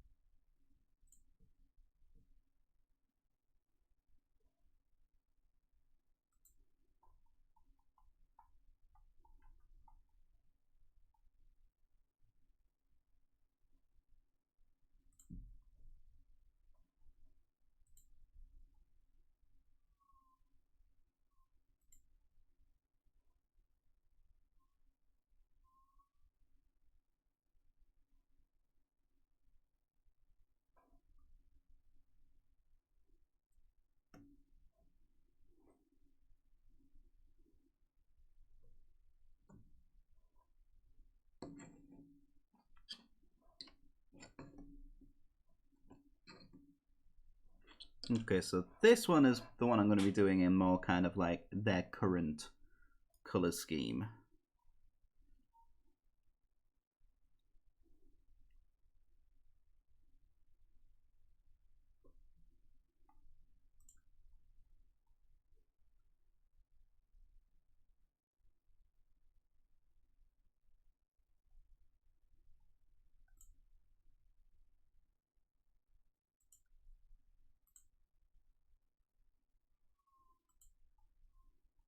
Ooh, even that being said, there's even still like quite a lot of different interpretations of their current color scheme with the black and the pink. It's interesting to think about.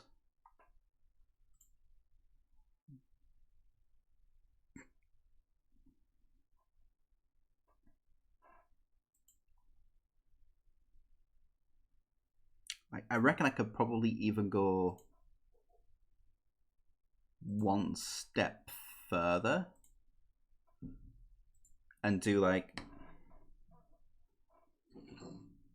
what would that be, like a fifth test color scheme?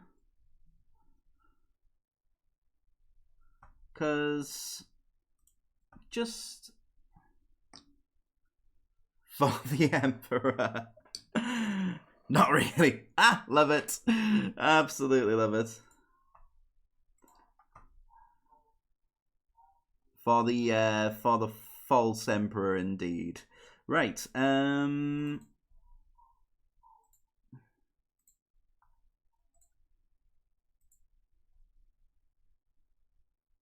the assassins and other fleshy beings. Yes. I myself identify as a pile of flesh.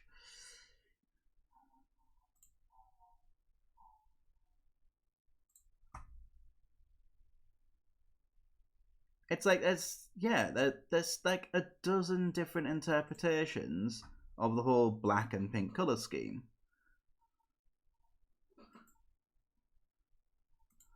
I think with this particular one, I'm probably going to be doing something quite close to this.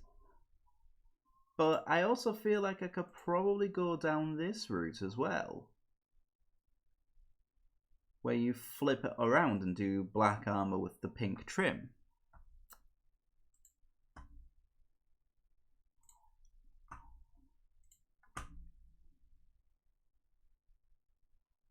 So,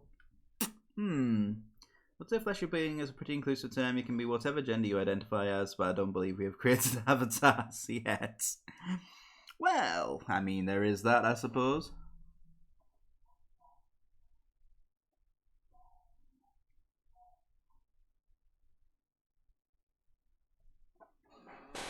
I mean, I suppose that depends on which crazed tech bro billionaire you ask, I guess.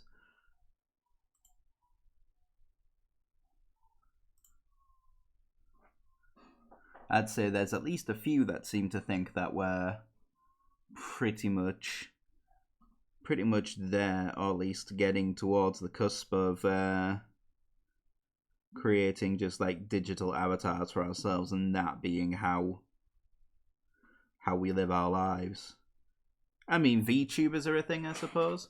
I wanted to become the first real life Necron as long as I keep my mind like an overlord. Oh, yes.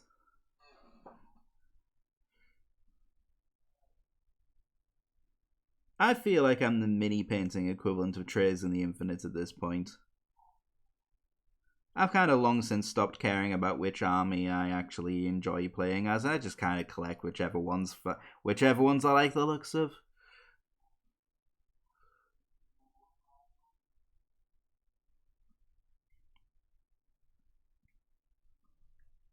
To do the same. Yes. Someone who gets it.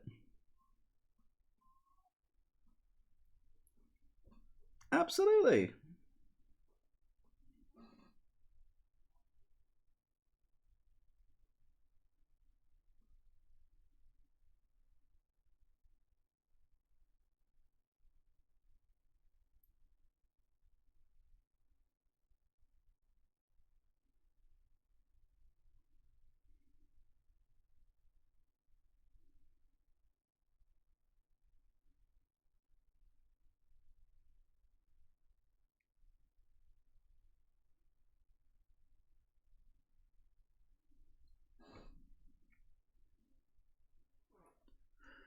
The more non-imperial it is, the better. Except sisters. Love me some sisters. Oh, hard, Sam. As I have said on social media recently, I have kind of weirdly fallen in love with salamanders.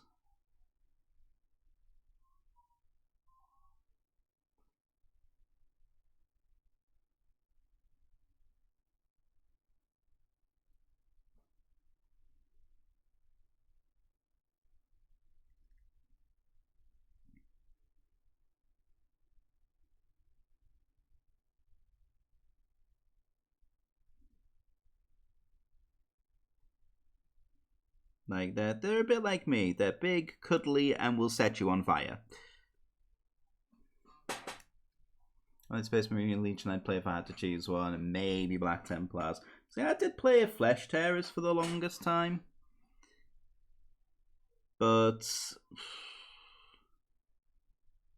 I've kind of gone off them a little bit.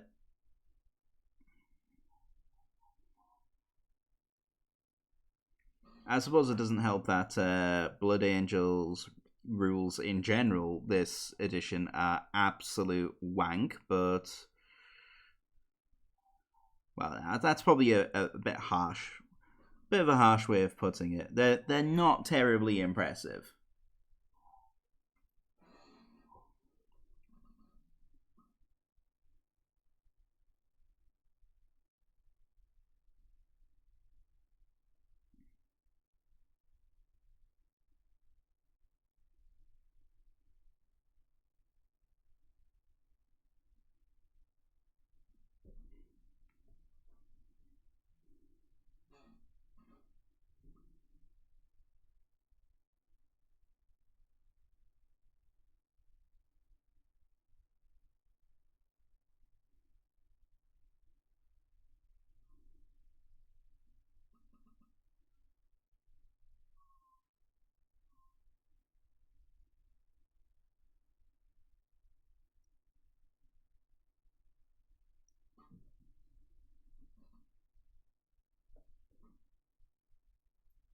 Can't decide the best scheme for my Wild Eaters. Alright.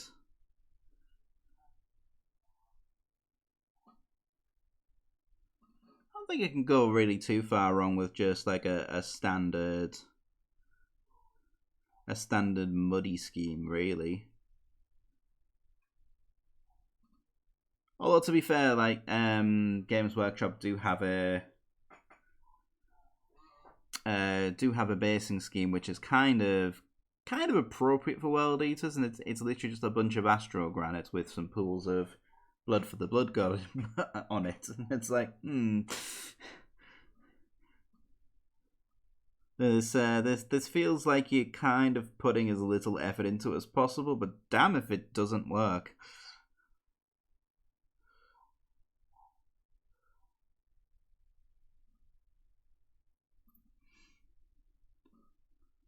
My orcs have mud already. Yeah, that's fair then.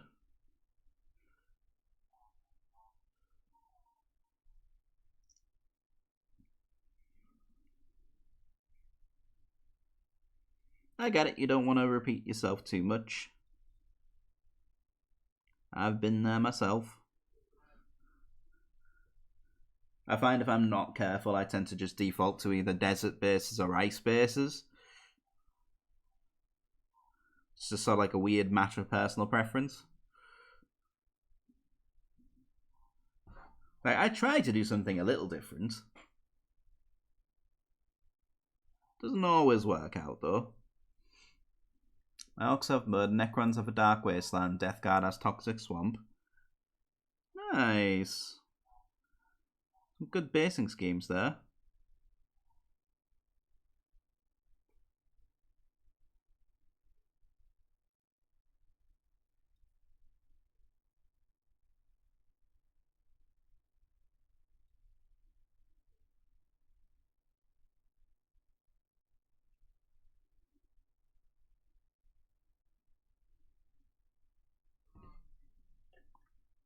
The desert would be good. Prefer a simple base for once. Yeah, that works too. I suppose it depends on if you're doing Heresy era World Eaters or 40k World Eaters.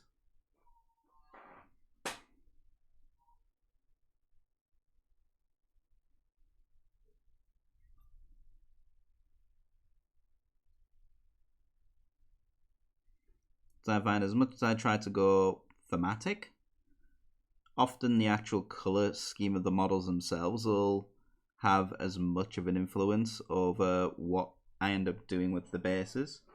Like, I remember learning quite early on that you kind of want to flip the contrast a bit. So if you've got quite dark, desaturated looking models, then sticking them on a lighter base works quite nicely.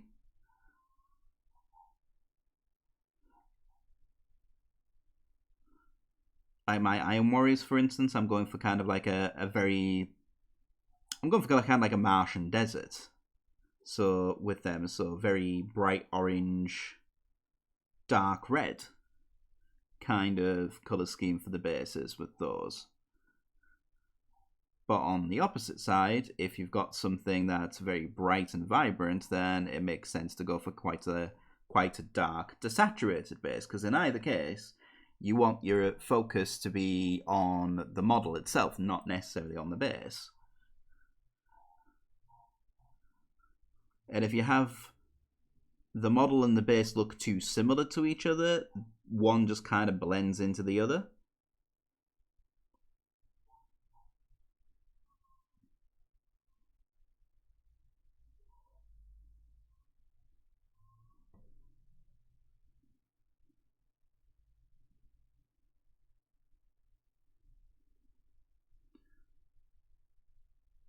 40k. Yep, that makes sense then.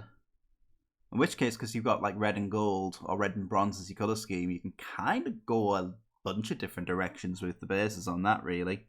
So long as you avoid like lots of reds and oranges in your basing scheme, then your world's kind of your oyster with that.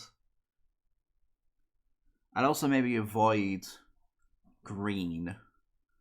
Like green, even if it's like desaturated, more brownish green jungle bases, you'd still run the risk of it looking a bit too much like Christmas. At some point I'm going to get an Iron Warriors army as well. Yeah. I'm thinking Iron Warriors are going to be the one I mainly stick with for this edition.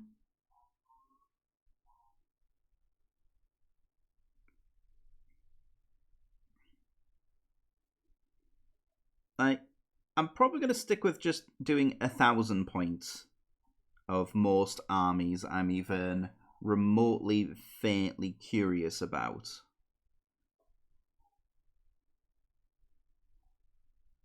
But I would like at least one of the 2,000 point army of something for this edition, and Iron Warrior seems like a good bet because it's a nice, quick, easy color scheme. I don't have to put a massive amount of thought into. Gonna have 2 of the new non-emissaries tomorrow. Nice!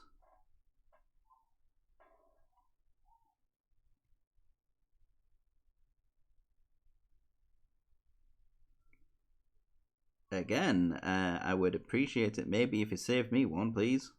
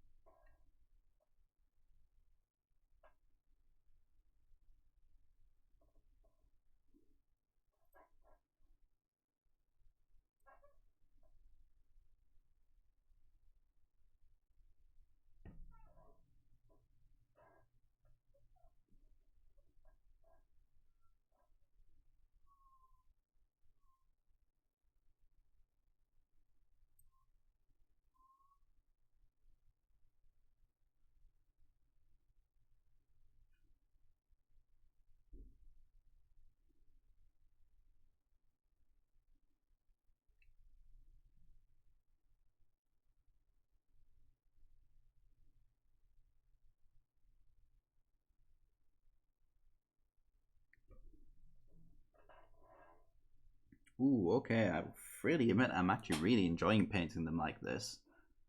We'll do. Oh, thank you. Got so many areas in your V-Tools. There's 4,702 layers to the body pieces. I'm gonna say. I'm gonna do my best Vegeta impression and say it's over 9,000. That sound about right?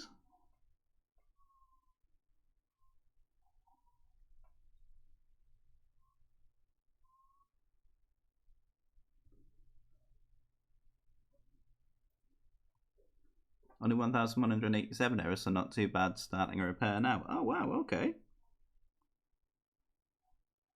That's heckin' impressive, all things considered.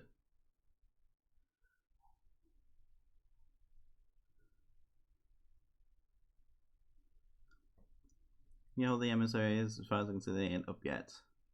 Thinking 12 to 13,000 errors. Yeah, that would have been my guess, but I also kind of wanted to do the meme.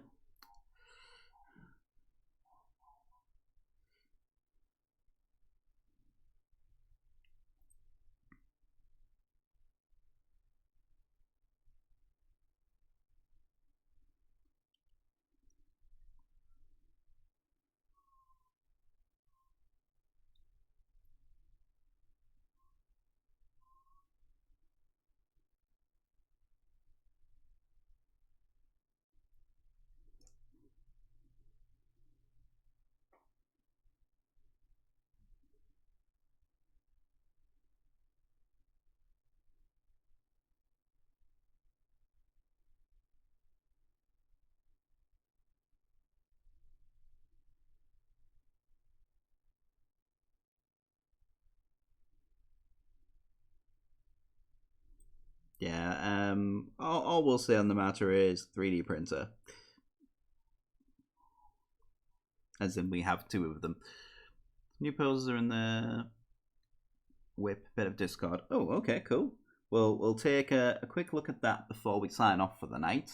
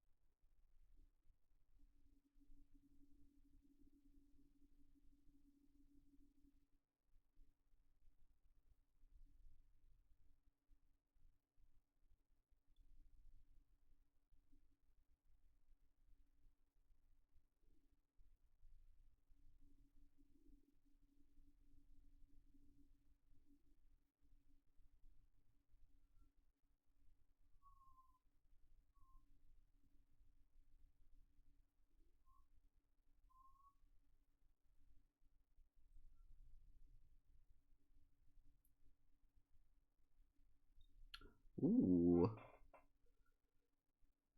Ah, okay. I think I'm kind of digging this color scheme now, actually.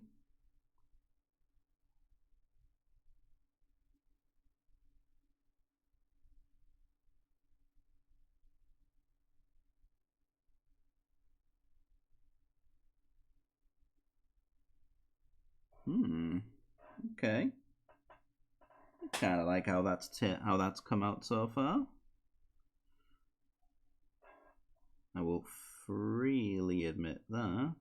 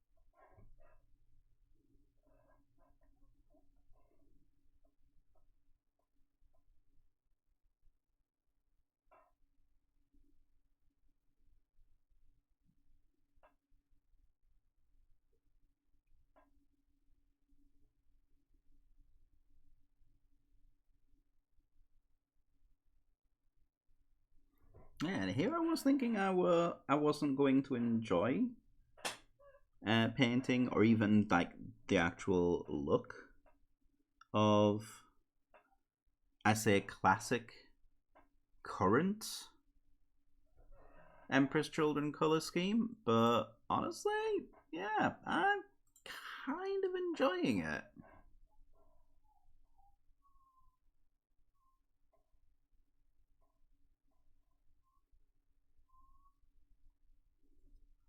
It's possibly been the easiest color scheme to do out of them all so far.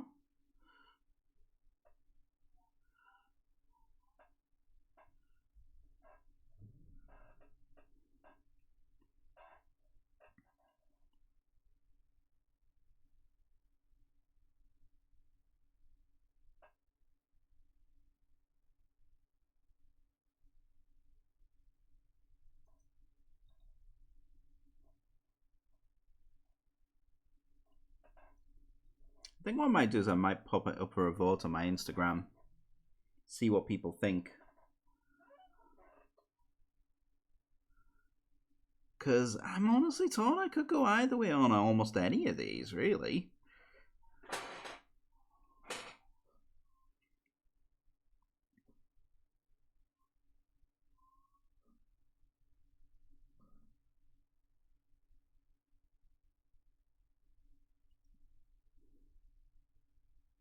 Like, I'm by no means done. There's definitely a few more to test. There's at least one more I want to test out. Once I'm sort of done with this.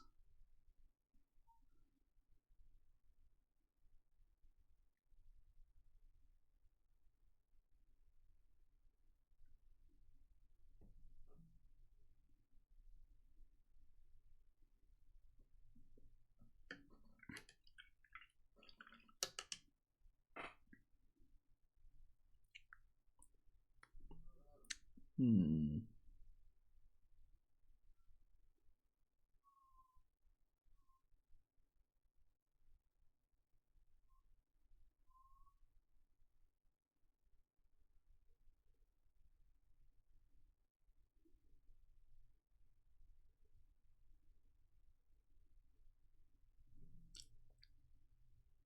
which I can probably make a fair start on some of those details now.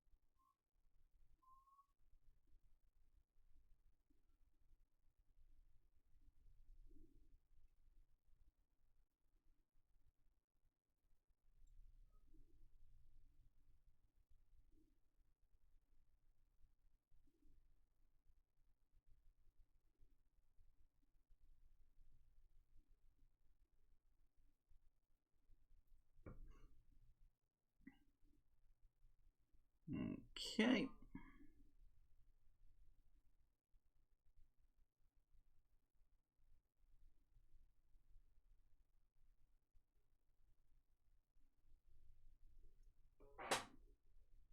Oh, we have an ad break coming up soon.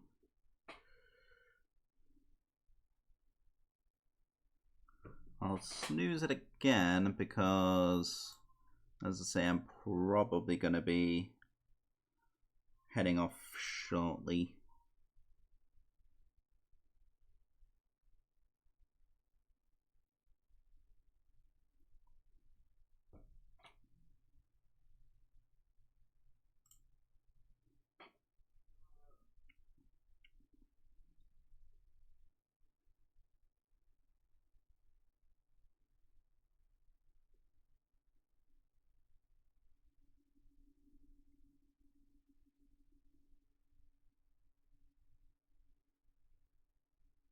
Kind of just want to get as much of this particular one done as I can.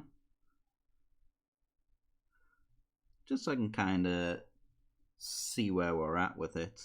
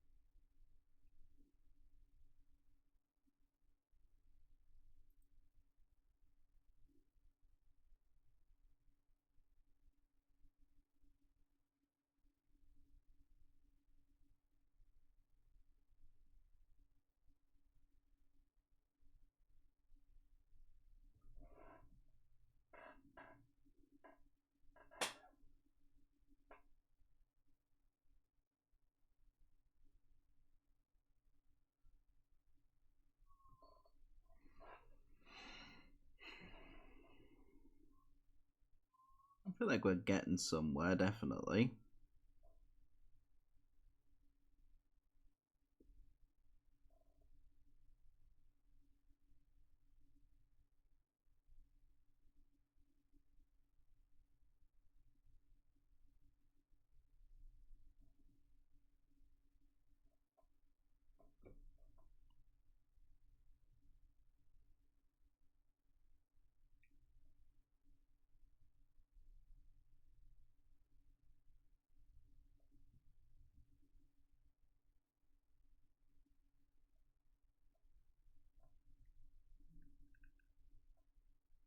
There we go. I'm actually really enjoying how this one's coming out. Grr, this is making my decision so much harder.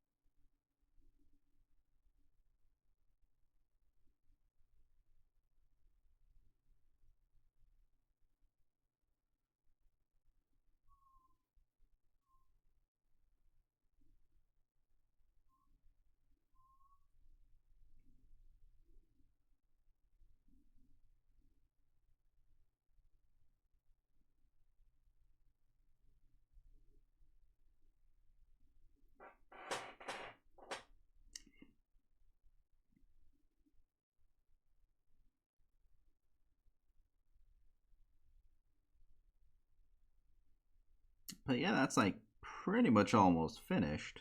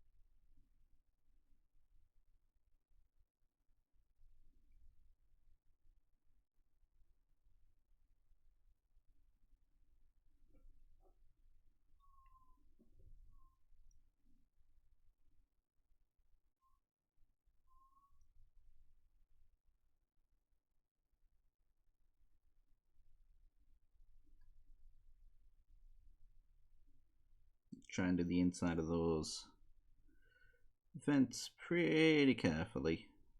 There we go.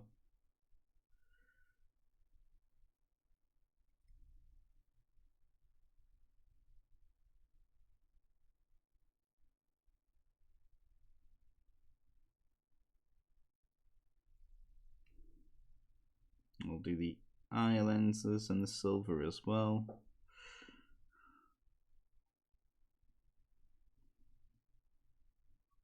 So for the most part, we're keeping it relatively consistent.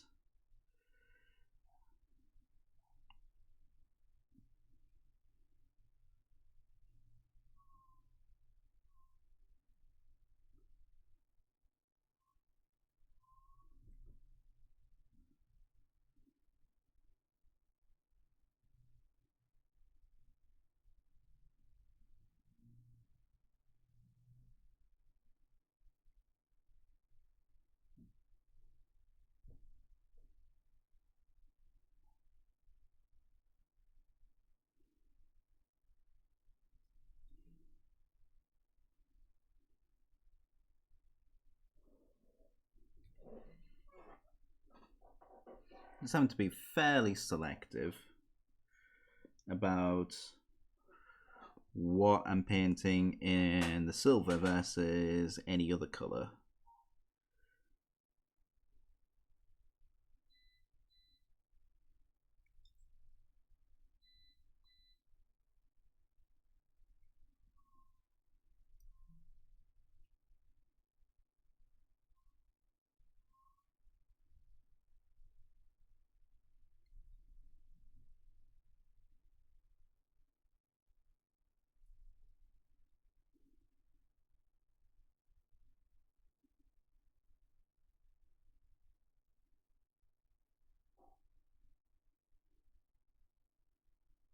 There's a few details that we're going to keep pretty consistent across the board.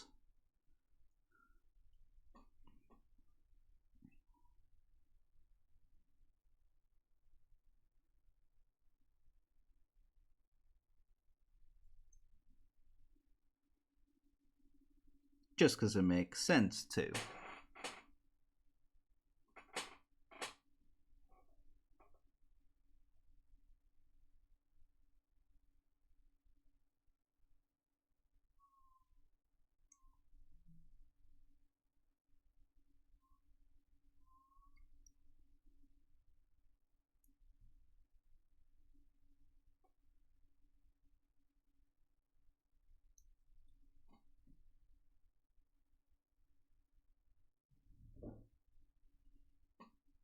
Just because either it's like a little detail that's pretty intrinsic to Empress Children's design, or if it's something that just makes sense.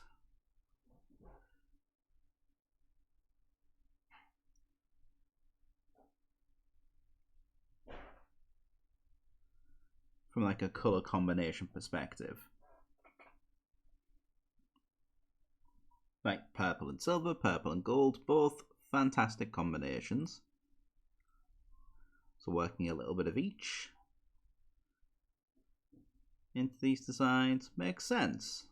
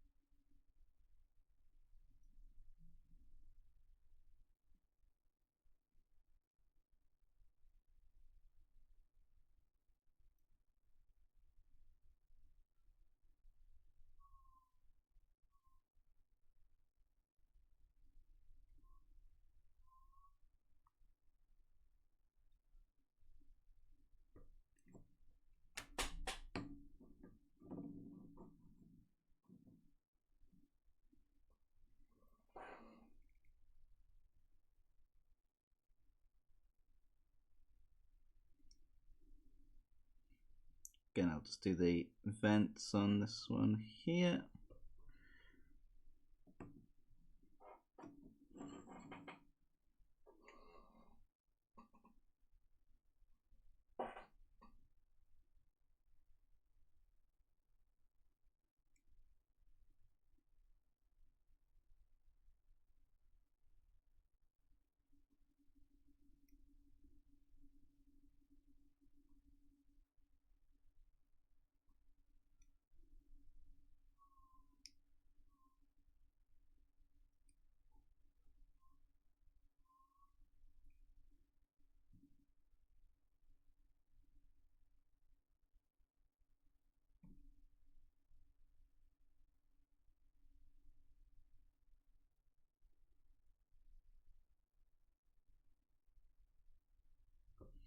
But I think in either case, I'm probably going to still shade the metallics on each of the different designs in Druchii Violet.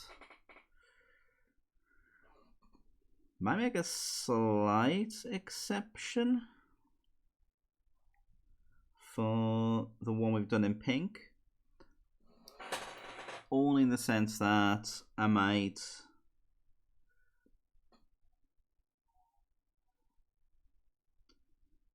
shade all the metallics on that one in Carabag Crimson.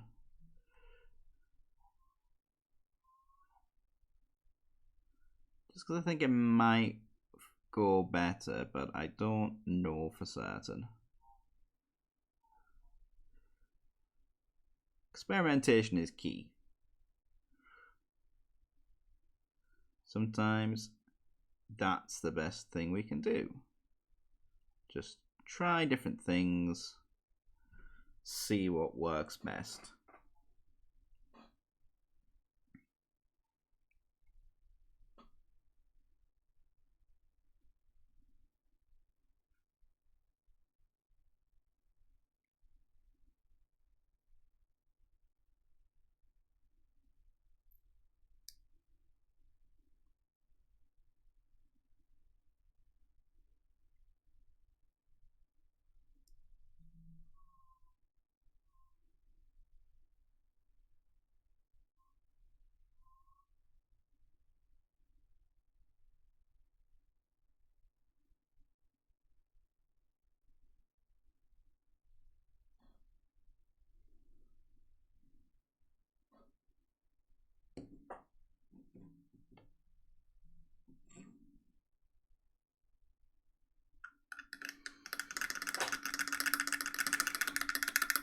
Right, let's see if I can finish off at least the basic designs of these by adding the gold to these last two.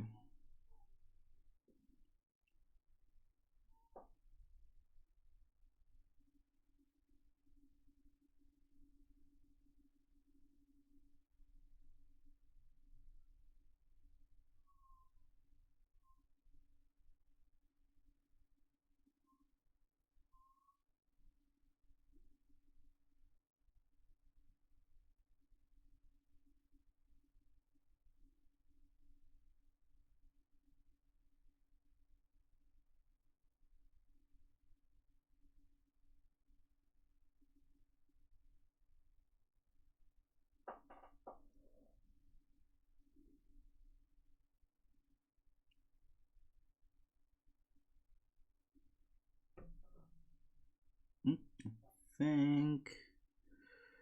think that's a little too loose. Let's fill that out a little bit.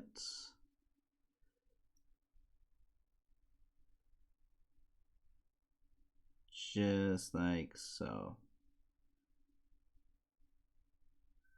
There we go. Right.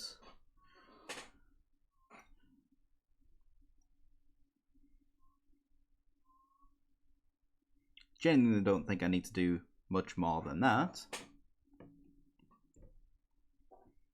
It's somewhat the same with this one.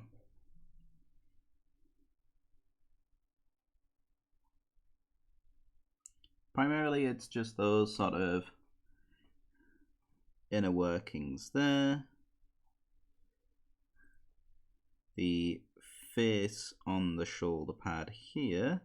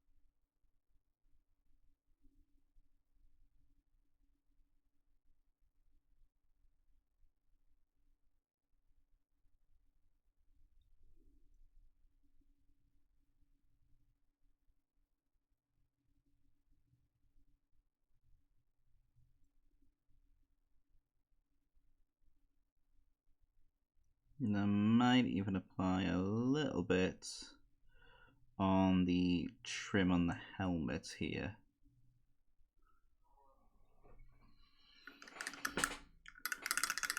But otherwise, for the most part, just keeping it pretty simple and straightforward.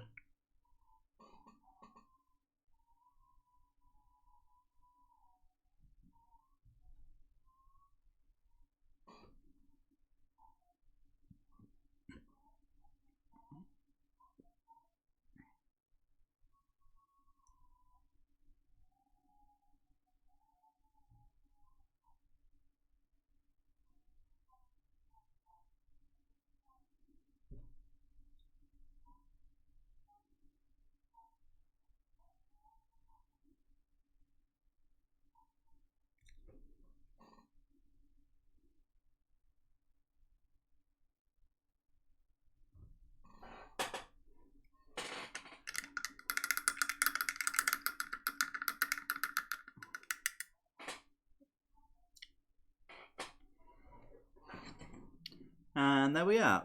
Just works in progress for now. They're not done by any stretch of the imagination, so we'll come back to them next week. Try and see if we can get them finished off. But, like, we've got... I want to say... Oh, actually, before I do...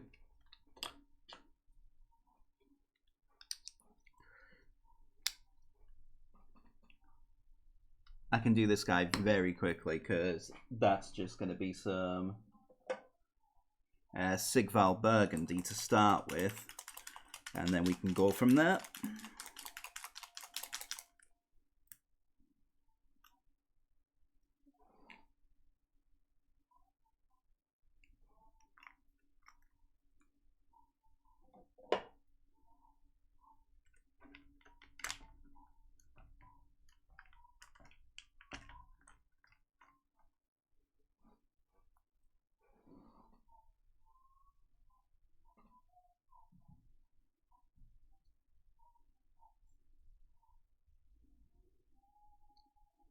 Because again, I kind of want to do... I want to try one with that black armor and bright pink trim.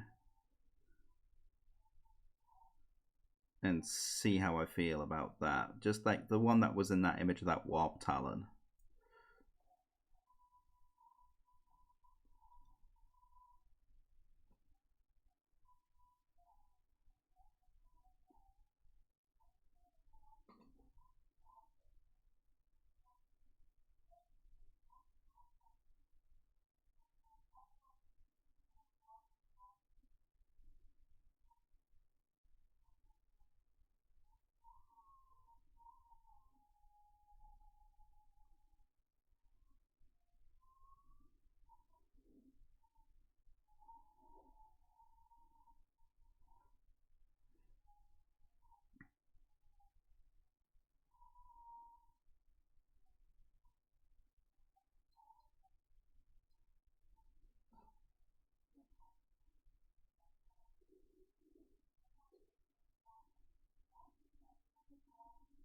And for anyone who might be a bit worried about, oh, don't you think you're going to waste a whole bunch of Marines by doing this?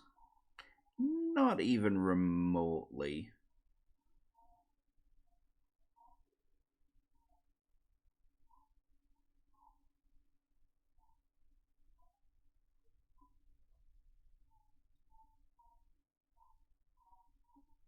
Because I've got a whole bunch of the upgrade sprues that I bought in bulk when we were at Warhammer Fest.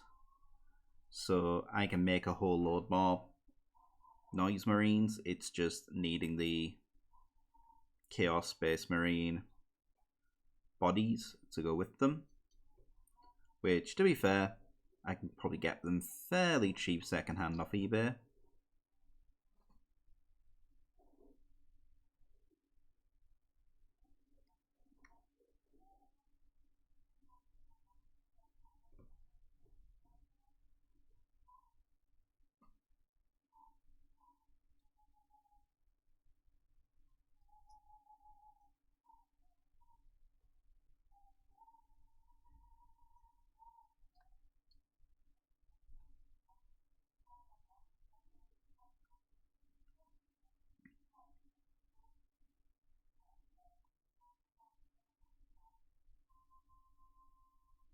Plus, I would say there's next to nothing really stopping me from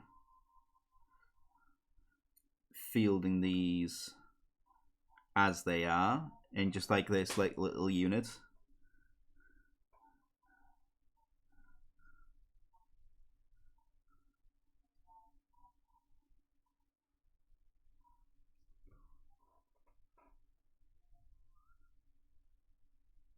Like, it almost kind of makes sense in a way. It kind of gives them a bit of like individual charm that they've all taken the core concept of their Legion colours and just kind of ran with it on an individual level.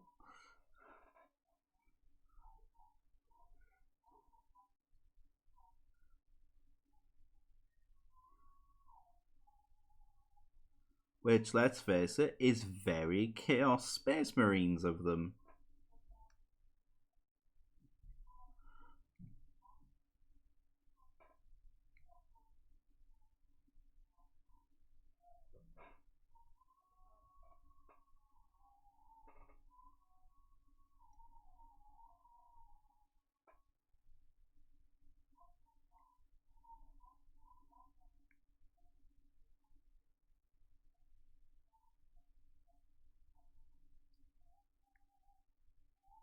You know, very much say effort to uniformity and conformity and just kind of do their own thing on an individual level. That's why they don't all look the same in terms of like how their armor's decorated.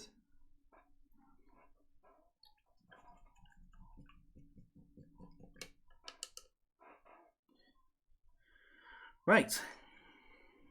That one we're largely just going to have to let dry for the most part.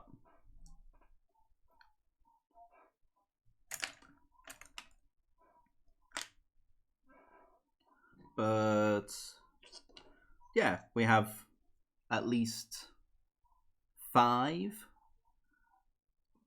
twists on the same color scheme.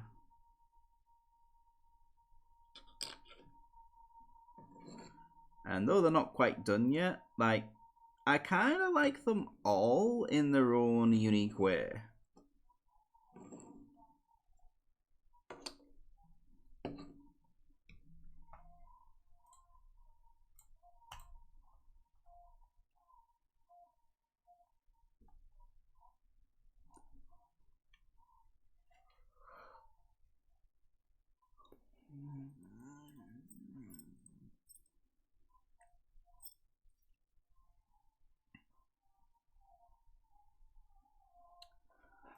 Right.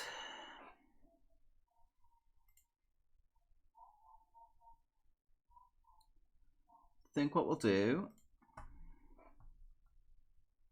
is we'll do one quick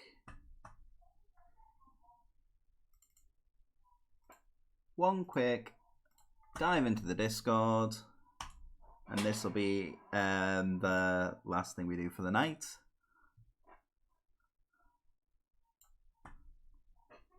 Before we go ahead and finish up for the evening. Alright, let's have a look, see. Oh, that's literally it.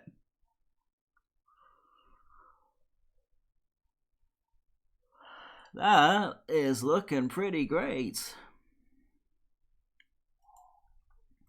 Is that pose different? And maybe ever so slightly different. Looks good though. Definitely. Ooh. What's Mango been doing?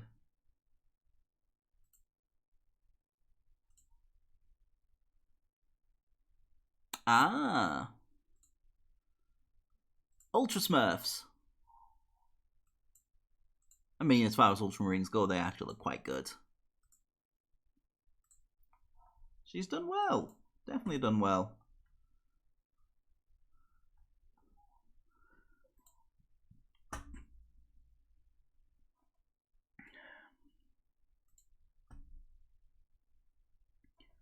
But yeah, I think we'll finish up for the night. So let's see, is it worth chucking you all at somebody for a raid? Yes, it is. Let's see, who can we actually raid? Ryboog's online, and I've not seen him in a while, but he has also been streaming for like 4 hours, so I'd be surprised if he's even still gonna be continuing on for much longer. Otherwise, there's Froggy the Gamer Girl, but she's being a gamer girl at the moment. Ah, that's something a little bit different. Vanished Army's doing wood burning.